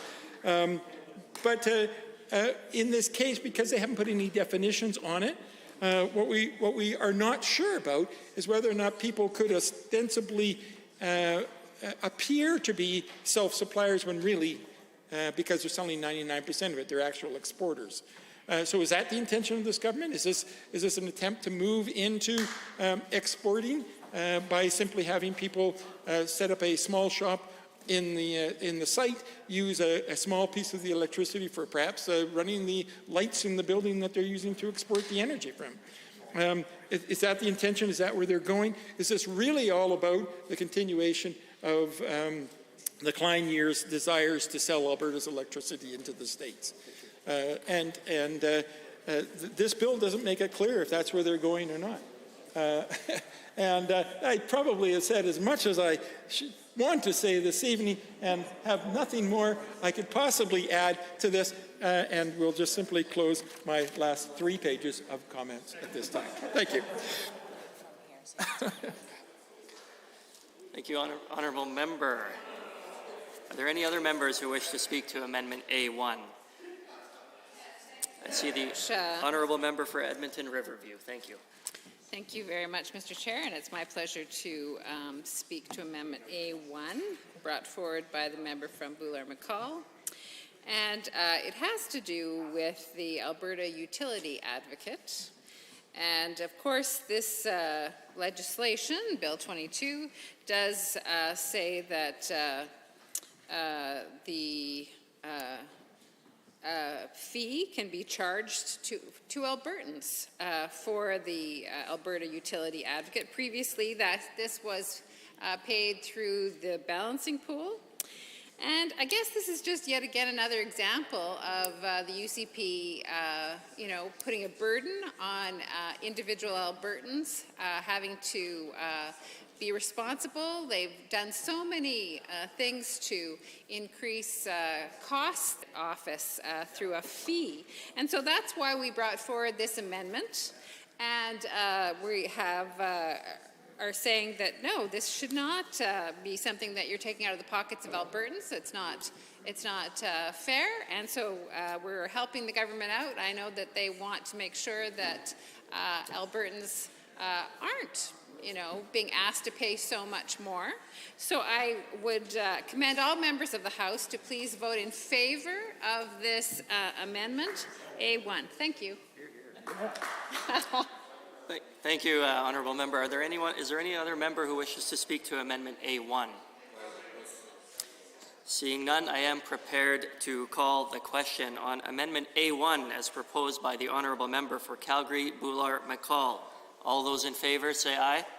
Aye. All those opposed? No. In my view, the noes have it. A division has been called. Ring in the bells.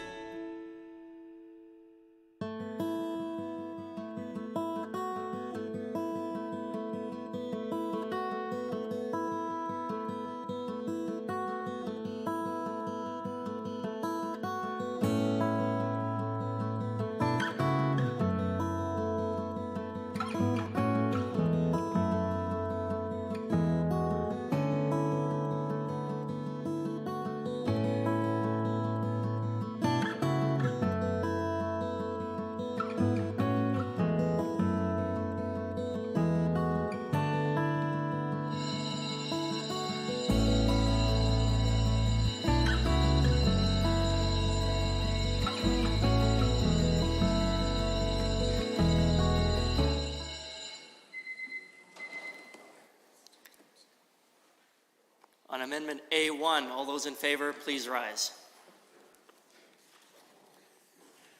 The Honourable Member Phillips, the Honourable Mr. Sabier, the Honourable Mr. Egan, the Honourable Mr. Billis, the Honourable Mr. Fian, Member Carson, the Honourable Mr. Schmidt, the Honourable Ms. Sigurdsson, Member Loyola. All those opposed?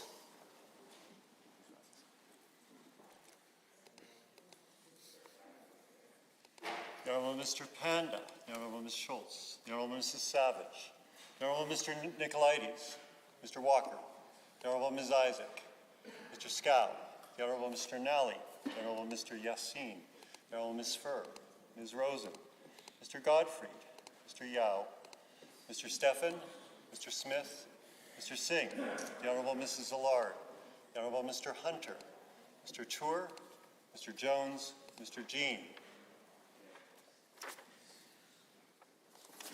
Mr. Turton, Mr. Nixon, Mrs. Fry, Mr. Long, Ms. Lovely.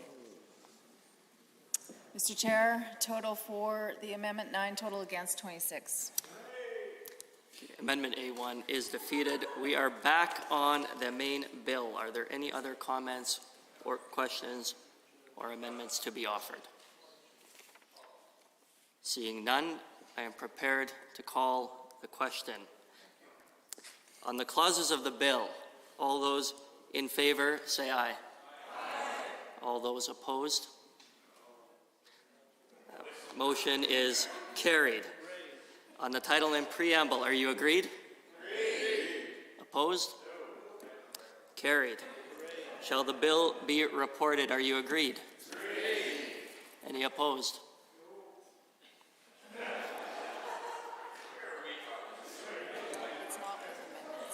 It's just reported. See the Honorable Sorry. Carried. My apologies. Carried. I recognize the Honorable Deputy Government House Leader. Thank you, Mr. Chair. I move that we rise and report Bill 22. Having heard the motion as proposed by the Honorable Deputy Government House Leader, all those agreed say aye. Aye. Any opposed? Carried. After this, we'll use the initial to bill.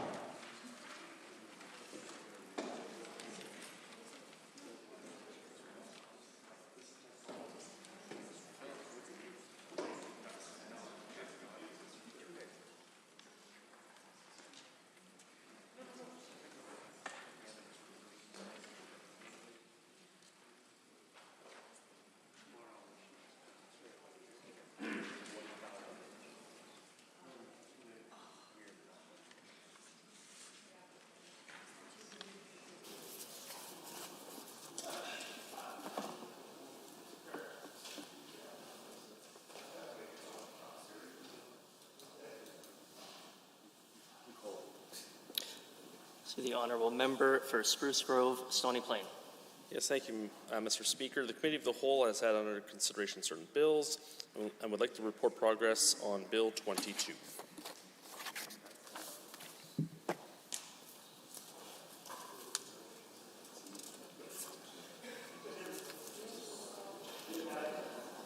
See the Honourable Deputy Government House Leader. Thank you, Mr. We get a concur the committee's report.